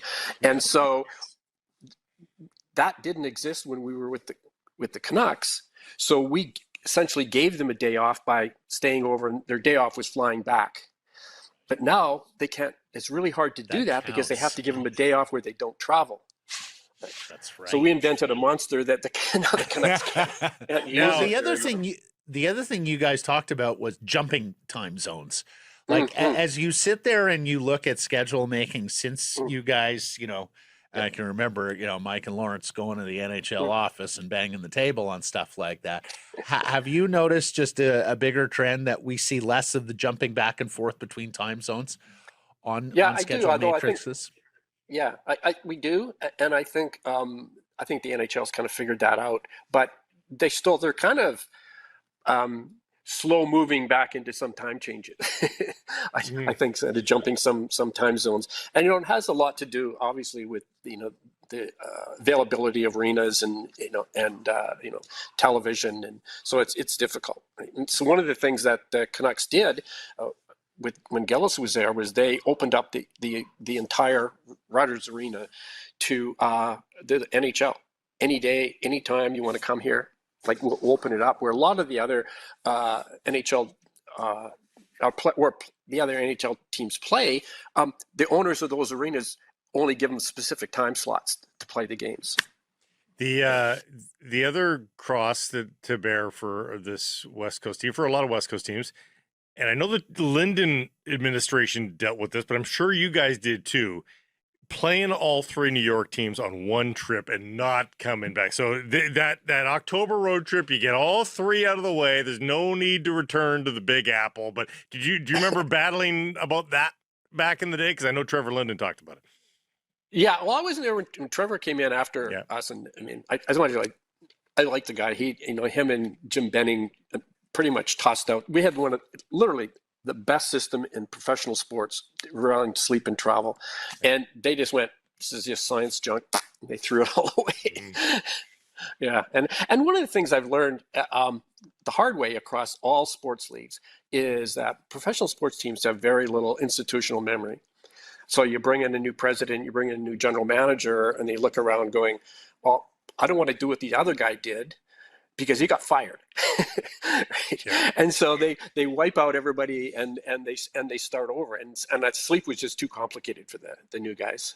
One thing I wanted to ask you was I had heard when we talked about this daylight savings time thing that science actually prefers daylight standard time. That for everybody, we would have been better off. Now, people don't like the fact that it stays dark, earlier. Yeah. But would you prefer that too? Do you subscribe to that? Yeah, I mean, from a human biology perspective, one of the best things you can do is get sunlight in the morning, right? That stops the melatonin production in your brain. It gets you up and going. It's really good for you. So having dark much later makes people way more tired in the morning, makes them more dangerous to drive in the morning, right? So there's all of that side of it as well. So from a biological perspective, it's better. But for some businesses, because it's now light later, they like it. But the people up north, they're the ones who are going to have real trouble. I mean, as a kid, I grew up in Fort Nelson. And even then the winters were bad, even with daylight savings. Right? But, I think from a biological perspective, daylight savings is better. I was surprised to see this, Mike. If we can bring up that Jason Gregor tweet about distance traveled this coming season for the Vancouver Canucks, because I was always of the belief, hey, Vancouver, Edmonton, and I guess since Seattle came into the league, that those were the three furthest outposts in the National Hockey League that were prone to the most travel in terms of kilometers or miles. But take a look at that, Pat. Actually, the third least amount of travel in terms of kilometers for the Vancouver Canucks this year. How much does the actual total miles or KMs matter over the course of a season? Not a lot. It has to do with your direction of travel. So when you travel, like Carolina, for example, when they travel from the East Coast to the West Coast, it's a circadian advantage for them. And when the West Coast teams go east, it's a disadvantage to them. And that shows up in every league, every sports league in North America. And so it's the time zone crossings that matter a lot, and the timing of the games. Right? So Vancouver goes to New York and they play a 10 a.m. game. It gets messed up. It's that's really bad for them, right? Yeah. So why is that? Flesh that out, Pat. Flesh that out. Why is that? Why is the time zone travel? Why does the time zone? Why is the crossing the time zone matter more than the actual distance travel? Well, so I'll give you an example. You go from Vancouver to Toronto, okay, and you leave Vancouver at noon. Okay, you fly to Toronto. You're there at 6 or 7 o'clock at night. You get to the hotel, and the clock says 10 o'clock at night. Mm-hmm. But your brain and your circadian rhythm is saying you're not going to sleep yet. Not for quite a while. So on your normal sleep patterns, you're going to get to sleep at maybe 1 or 2 o'clock in the morning. Then you have to get up and play the next day. Versus the opposite travel, when you leave to Toronto, they get here at maybe at 10 o'clock their time, ready for bed, and it's only 7 o'clock here. So they get a lot longer sleep in than the other players. So yeah. So and that's why, and it also, it's not just getting to sleep either. It completely disrupts your diet and what you can digest. So all our body systems are on a 24-hour clock, and turning our digestive systems and in everything. You can't just flip a switch. It takes a few days to get back to normal. Yeah, how many days on the road on a road trip? You're on a 10-day road trip. You're not feeling kind of normal till day 4 of that road trip, you think? Yep. No, absolutely. Yeah, and that's if you try to get on that time zone. Right. If you're trying to stay on your own time zone, then it takes even longer. I do 3-day trips out east for my soccer gigs, and I don't even bother changing. I just go to bed at 2 a.m. and and that's it. And let me tell you, when he gets back, Pat, he's a wreck. Irritable. No, that's just me, actually.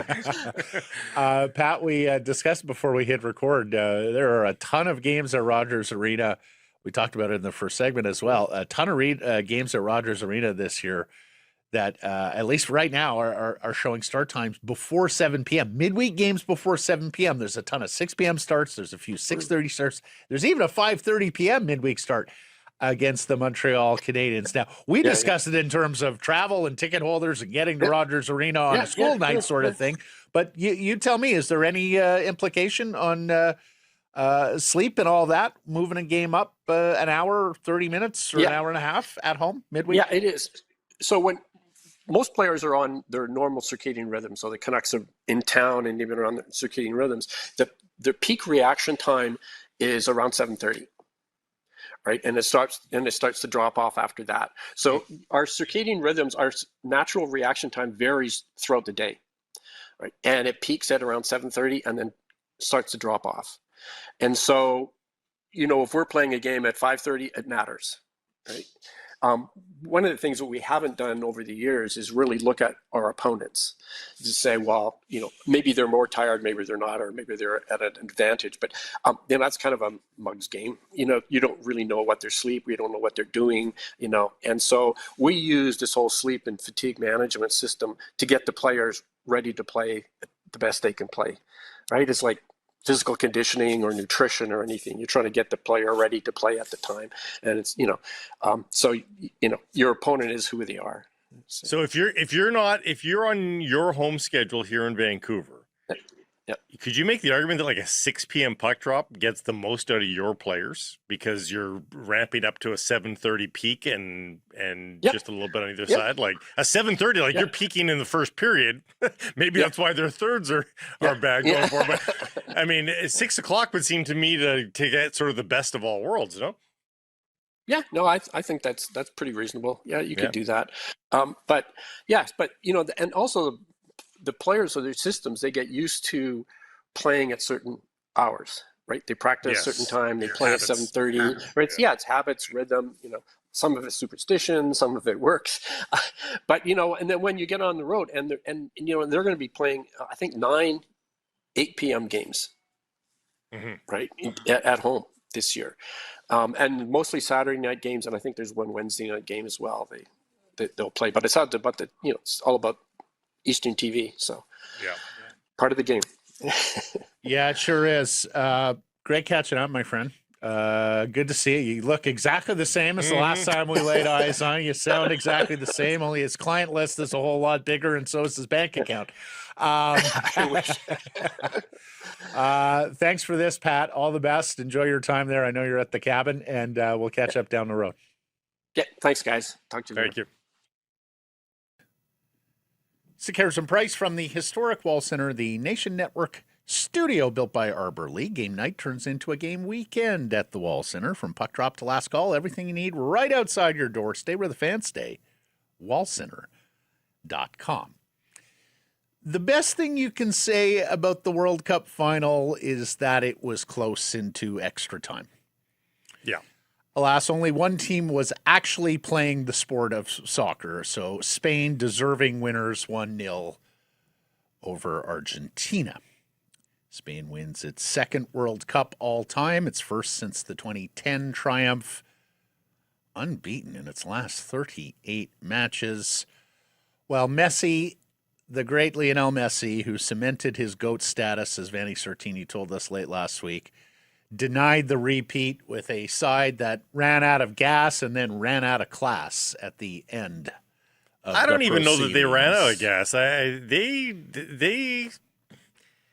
I don't say they were fraudulent to get to the final. They did Very jammy throughout the tournament with all those late goals. Yeah, they let in a lot of goals. They didn't have any 90-minute performances. These are the best teams on the planet.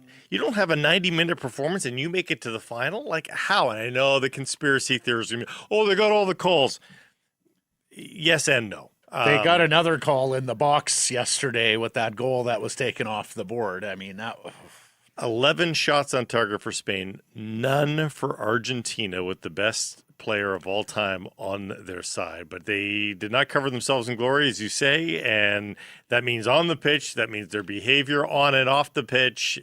stormed through the media mix zone, didn't stop. Yeah, it was an abject disaster for the legacy of these Argentine players. How bad was it? Argentina was held to no shots and just 17 touches, none in the attacking area in the first half.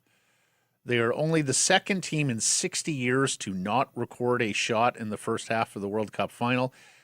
Emiliano Martinez made the most saves of any goalkeeper in a World Cup final in the last 60 years. The total shot attempts were 20-2 for Spain. The shots on target were 12-0. The shots inside the penalty area were 7-1.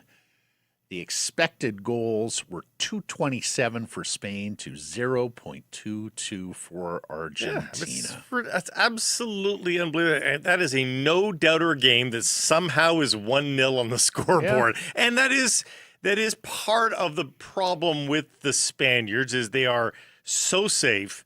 They just grind you down to a nub with possession. Mm-hmm. Say you're never going to have the ball. They don't have clinical. God forbid they develop a striker, A, or B, Lamine Yamal just becomes Messi and he starts to be their leading goal scorer. But they do, if they want to, and it's on the table for them. If they want to be, if this is going to be the Spanish era, and you can already argue that it is, they're Olympic women's, men's, and Euro champions. You can make the argument that it already is their era, but if they want to extend it, if they find a way to score and play this game, like, good night, Irene. And they'll get a chance to repeat on home soil in 4 years with the World Cup going to Spain, Portugal, and Morocco. It also puts a bow on the party that was for the city of Vancouver over the last 6 weeks. FIFA World Cup 26 Vancouver tweeting 500,000 attendees through the gates of the Fan Fest at the PNE. There's a beautiful shot of one of the Canadian crowds underneath the amphitheater. What a party it was. And again, that was one of like 4 places in the city with Jackpot Plaza, Granville Street, the Shipyards, and North Van that were doing huge numbers for. And Granville popped again. We were down there for the, what game were we watching? England? England. And it was busy, but it wasn't packed. Well, it was midweek on a Wednesday. It had simmered down. Mm-hmm. It was back to being bumping for the final. It was big. Apparently it wasn't as bumping for the third place match on Saturday where France and England decide we're done with playing defense. Let's just go out and have some fun Saturday at the park. Yeah, it was the NHL All-Star game, 6-4. Sticking with soccer, poor air quality in Chicago. We mentioned that last week prior to the Whitecaps' scheduled match against the Fire Thursday. This was supposed to be Thomas Muller versus his old Bayern Munich sidekick, Robert Lewandowski, making his MLS debut. But the match was called. It was postponed and rescheduled till October because of the poor air quality in the Chicago area. Through much of the Midwest and Northeast, it should be mentioned, these wildfires raging in Ontario. I'm with that Michigan congressman. If only Ontario and Canada could get a handle on the lightning and the wind. You know, we got to really put our minds to controlling those things, Blake. That was tongue planted in cheek from them, I hope. Not from them. No, well, I know from the big fella it was. No, there was a Michigan congressman, threatening Canada, this, that, and the other thing for air quality. It's like, well, what do you want us to do about the wind? Well, also, you hate the big turbines, anyways, right? When the U.S. smoke comes here, you know what we do? We go down and help. Yeah, there was a BC firefighter last week that lost his life in Colorado fighting wildfires. So the Caps are on to Cincinnati midweek, Wednesday, before a Saturday road match in Minnesota. They are still a couple weeks away from returning to BC Place. Mm-hmm. Should also mention this, because there was no Caps fire match on Thursday, on account of fires. Irony, the irony yes, is. yeah. The Cascadia derby between the Timbers and the Sounders, I think, had a few more eyeballs on it, including the visiting Timbers fans there at Lumen who had support for the Whitecaps. Look at the big tifo there. No Caps, no Cascadia. Yeah, it would diminish a fun section of MLS history and lore, right? And I got to hand it to the Sounders fans and the Timbers Army. They have been firmly in the corner of the Whitecaps. They understand the greater game of foot here, no pun intended, that your rivals on the pitch, but everybody wants these rivalries to continue and the Cascadia Cup to continue to be awarded to the best team between the three. Incidentally. Plus the road trip games, right? Like Caps on tour, there's a bunch of people who follow the Caps wherever they go, and we know the support from the Sounders and the Timbers Army when they come up to Vancouver. So, they bring some dollars into our community that otherwise wouldn't be there. We go and do the same into their communities. Did you see what happened in that match? I saw that Portland absolutely destroyed them. Kind of like how the Caps destroy Portland more often than not. Of course, Seattle's a very good team this year. Caught flat-footed clearly upon the restart. Yeah. And Portland making the coaching change, so they're trying to put forth the best effort. But 5-1 Portland. Yeah. The BC Lions lose a game, but the bigger loss is their quarterback. The Leos fall 19-17 in Edmonton to the Elks, but Nathan Rourke goes down on the second offensive play of the game with a left non-throwing shoulder injury, and he did not return. TSN's Farhan Lalji reporting the injury will keep him out a few weeks, not months. I suppose that is good news. Chase Bryce relieved and threw 4 interceptions, but the defense bowed its neck and kept the Elks to mostly field goals. Look, BC couldn't run the ball because they weren't respecting the passing game. Edmonton was going to make Chase Bryce beat them. Bryce was also an unwilling runner, which neutered those run-pass option plays. It really shrunk the Lions' playbook. Also, the offensive line struggled, and starting 4 Americans, that cannot be the case. Mm-hmm. When you're starting 4 American offensive linemen, you've got to win the line of scrimmage. Now, the other complication here, when you're playing the Canadian quarterback and he goes down, you still have to play 5 Canadians on the offensive side of the ball.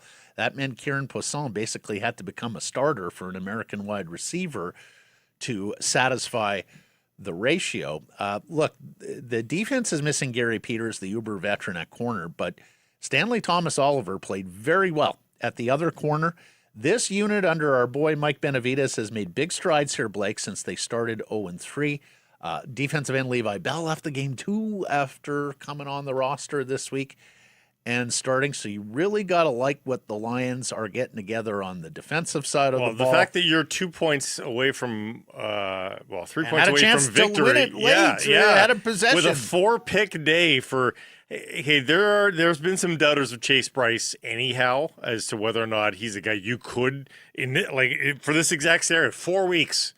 Let's assume Nathan Rourke's gone, inclusive of that game, so missing 3 more. Is Chase Bryce the kind of guy that can help you out for those 4 weeks? Here's what I would say in defense of Chase Bryce.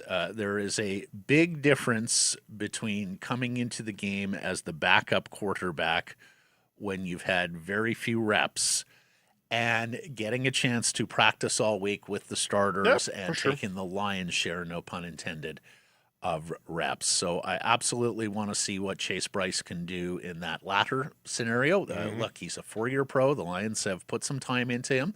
Liked what Caden Salter did in preseason, but this is your next man up. I think you've got to give him opportunity. But I also understand how disappointed the Lions must be. Here's Brian from the BC Lions Den. This season seems like a curse. The World Cup, the early injuries, being away from BC Place. Kelowna was fun, but not home. One thing gets fixed, another breaks. Now Nathan's out for the next few games, likely. Sadly, that's football. The team played well enough to win tonight. Despite all that, had Nathan played, I think they're coming home 2-3 right now and finding a groove. I think Brian's absolutely right. Yeah. Instead, they are 1-4 and lost another game to the Elks atop the CFL's West standings. Edmonton now 5-1, Saskatchewan 4-1, Winnipeg, which gets an overtime win in the first 2-point shootout CFL overtime. New rule against Ottawa last night. So you've got 3 teams that are already out there running with positive records, and BC in a chase position here. Farhan on Bryce said has made some improvements this offseason. I liked what I saw in the preseason. That said, 2 of those interceptions were not good. That's absolutely right. I was driving home from golf, listening to Moj and Julio on CKNW. The second interception in particular, Julio's like, I don't know what's going on. What's he seeing there? Why is he throwing that? Farhan's attempted to see some run from Caden Salter here. Okay. I mean, may get his opportunity. We shall see. Do you think a coach would ever make that call after a couple of days of practice this week? Like, would he ever Not just say after practice. He's either making the call prior to the week of practice because, again, the reps matter so much, right? Like, I heard Neil McAvoy at halftime. Did you not split first-team reps? Saying Chase Bryce was getting like 3 reps a week. Yeah. Well, or 3 reps a practice day. When you're behind the best quarterback in the league, right, you're not expecting to get it. No. I mean, you're not getting in for performance unless it's an utter blowout and you're mopping up. So he's going to get his line. Again, he will get all the reps this week. Let's see how he. I think he's sprinkling a few does. Reps for Salter. Don't I think reps? Well, he's going to get the backup reps. I think he's sprinkling some first-team reps just to see what happens. All right. Lions back home Saturday at BC Place versus Toronto. They're also running a promo to promote the game, and it starts with Real Football is Back. Marketing miss, guys. Read the city. Reeks of jealousy and envy. Yeah. Thought there were better ways to go about framing this game and the return to BC Place for the Leos than juxtaposing it against the single biggest sporting event in the world and the love affair the city was having with that sporting event and that sport. Yeah. Baseball. Incredibly sad news from the Toronto Blue Jays, who were having a reunion of the World Series teams 92-93, only to have former relief pitcher Dwayne Ward pass away between Friday night and Saturday's events at just age 62. Here is a photo that former Jays pitcher Todd Stottlemyre posted to his social channels on Friday night of the alumni who gathered. You see Pat Borders and Todd Stottlemyre on the left. We had Borders on the show last year, actually, before he was here at the Nat, and Eddie Sprague, Kelly Gruber in the middle. There's Dwayne Ward in the back, couple of over from his old sidekick Tom Hankey, the Terminator, right? And what a 1-2 punch they were out of that Blue Jays bullpen in 1992. And then Hankey moved on, and Dwayne Ward became the closer for the World Series winning team in 93. He did not show up for Saturday's events. Really sad shades of our friend John Garrett, right, who was down in Utah for that Stanley Cup playoff game and didn't show. Also shades of ex-Jays pitcher John Cerruti. Remember, he was the broadcaster, the color guy, and didn't show up for a game, and they later found him passed away in his hotel room. Dwayne Ward was an extraordinary high-leverage reliever before we used the term. He had awesome stuff. In fact, I think one of the reasons the Jays let Tom Hankey go after the night was just how good Ward was, how ready he was for that relief pitcher, that closer's role. Well, they also had the opportunity back in the day of, we've used Tom 3 games in a row here. Yeah, exactly. Dwayne's looking good. He can get the save. Like, not many teams had double-digit saves. I think there was years where he had double-digit saves while Hankey was the actual reliever. Yeah, he had. He was a member of the Canadian Baseball Hall of Fame, inducted in 2020. Blakey had closer stuff, like really hard, nasty stuff. And he had that aura on the mound as well, right? Like he was intimidating Good out stare. there with the stare and with the mustache and just beating sweat too. That's the other thing about Ward. He was a sweater, right? So like he is just pouring sweat, which I think just added to the aura and how difficult he was to face on the mound. And yet, by all accounts, off the mound, he was a pussycat. He loved life. He got along with people. He was one of the enthusiastic Jays about the alumni events alongside Stottlemyre and Borders, who seemed to be the two leaders of that fraternity. He had double-digit saves his entire career behind Henke. Well, they were a really good team. There were a lot of save opportunities in that era. But going back to 88, he had 15. Henke had 25. He was an invaluable piece of some magnificent baseball teams. On the field, Jays lose 2 of 3 to the White Sox. Now just 17 games to go before the deadline. They're last place in the AL East by 2.5 games. They're now 4.5 out of a wild card. So I think you've got to start getting your headspace around. They need like an 8-game winning streak to have a chance. Or what can we get for Kevin Gausman? What can we get for Dalton Varsho?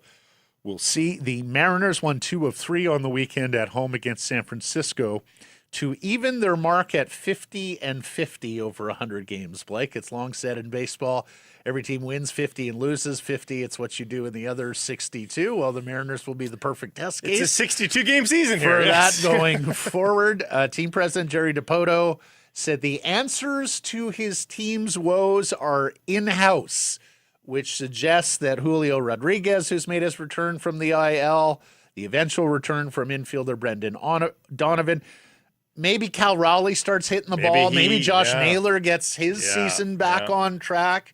And who knows, maybe some help from the farm as well. And those two guys in and of themselves, well, and Rodriguez too. Like Rodriguez, Raleigh, and Naylor. Like, yeah, you should expect things from these 3 players. It's the middle of your order. Your 3 best hitters. Yes.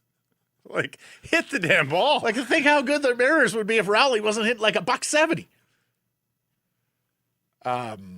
Naylor, too. I mean, the stolen bases are great, but he's not thumping the ball. No. Their GM, Justin Hollander, says they are going to go to a 6-man starting rotation here coming out of the break. They also have scenarios for what they will do after that, but they want to stay somewhat flexible, give some pitchers additional rest, so no more piggybacking with one starter coming in relief of the others, at least not for now. We'll run them out as a 6-man staff, and then we'll go from there. We also got the 2027 Major League Baseball schedule. Unless there's a protracted lockout, which is sadly quite likely at this stage, it does look like the owners are going to play hardball, no pun intended, and draw the line on a salary cap with the Major League Baseball Players Association. But if this schedule holds, the Blue Jays would play the final the final home series for the Seattle Mariners and their final road series next September 17th to 19th in Seattle. So the M's are going to eschew the usual Canadian takeover of their stadium in their city in the summer when you can have 25,000. Mostly Western Canadians make the trip down to the Emerald City. I imagine it will be a lot fewer with the kids in school and less. Is this because we didn't rake the forests? Is that what this is about? It could be. Yeah. It could be. They have done this in the past, taken it out of the center. Last year it was in May. There was several years ago when it was in September as well. Look, the Mariners don't love giving up the home field advantage, which they do when the Blue Jays come in on a summer weekend, or really any summer series. But, of course, the Mariners' business operations and the hospitality sector in Seattle sure love it because it is an awful lot of money that pours into their town from Canadian baseball fans. The Vancouver Canadians took 2 of 3 from Tri-Cities on the weekend. They are off to Hillsborough for a 6-game set this week. Sees 12-12 in the second half standings. They trail the league leaders by 3 games. They return home a week from tomorrow for a 6-game set with Spokane. That is one of the 2 leaders, actually, in the second half standings. Tuesday, 75-cent hot dog night. high A pennant giveaway to complete the set of pennant giveaways this year. And take your pooch to the park night, a loaded evening of promotions at the Nat, celebrating 75 years, only 18 home games remaining in this season, and many of them will sell out. Get your tickets and get them now, 604-872-5232 or CanadiansBaseball.com. 39-year-old Kiwi Ryan Fox wins the Open Championship at Birkdale with a birdie on the 72nd hole. He is your champion golfer of the year after a terrific tournament and thrilling finish.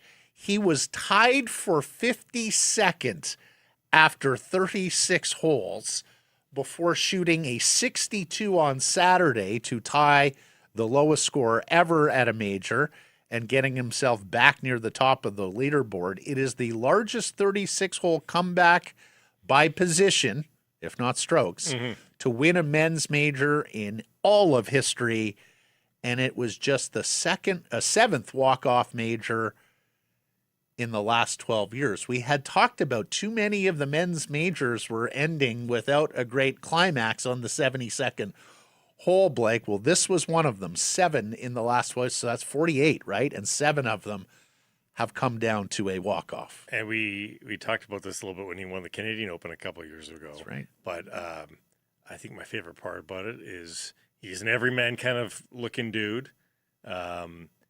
He's older, and he plays so damn fast. He is not precious about routines. The guy took 22 seconds to line up the winning putt that gives him the Open Championship. I read a story that was playing in a different tournament with Scotty Scheffler, and because of rain or whatever, they had to go to threesomes for one of the rounds. And Scotty Scheffler, like mid-round, was like, "Foxy, totally forgot you were with us." He's like, "It's like we're playing a 2-ball here because your ball's just always in the air from the moment somebody else hits." He just goes about his business, workmanlike, and look it, he can win majors and other tournaments too. I mean, Canadian Open's no slouch either. I mean, it's a nice resume he's put together here, and he just goes out and does it. It's great. He did not play golf, did not pick up a club until the age of 13. He did not turn pro until 25 years of age. Which is crazy. 2 weeks ago, he took some buddies on a golf trip to some courses in the UK. He's a testament to ready golf, as Blake was saying. He's herky, he's jerky, he's rushed, he's impulsive, he's impatient, but good God, is he entertaining. Blake, he doesn't take practice swings over the ball. No. There's no long conversations with the caddy. He's not walking around greens and looking at putts from every angle. He's not waiting on the preferred winds. Don't you love that one when they're up there looking at the sky? Oh, okay, when's the wind going to die down? Do you think he would have walked into the fescue and stomped around? Probably not. Looking to improve his lie? Do you think he would have, suggested calling the Prime Minister in New Zealand to see if they could, help out on this ruling from the RNA? Oh, man. He's also part of a New Zealand sporting legacy. His grandfather played cricket for the country. His father captained the mighty All Blacks. So the Fox name in New Zealand, his father played 8 years for the All Blacks. And needless to say, there's big profile for those team members in New Zealand. And then I had to share my exchange, Blake, with our longtime audience member, Paul Lecomte. We call him Ambassador Paul.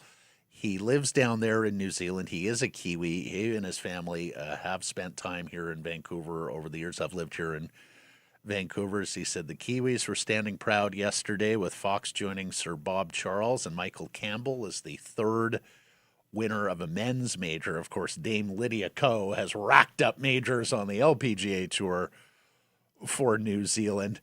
Paul tells me it was great that he was able to win it with an agricultural golf swing. I said, "Excuse me, Paul, agricultural golf swing?" Paul replied, a very Kiwi term for a sports person not classical in their style or approach. I was going to say, does it look like he's Absolutely wielding a perfect. shovel?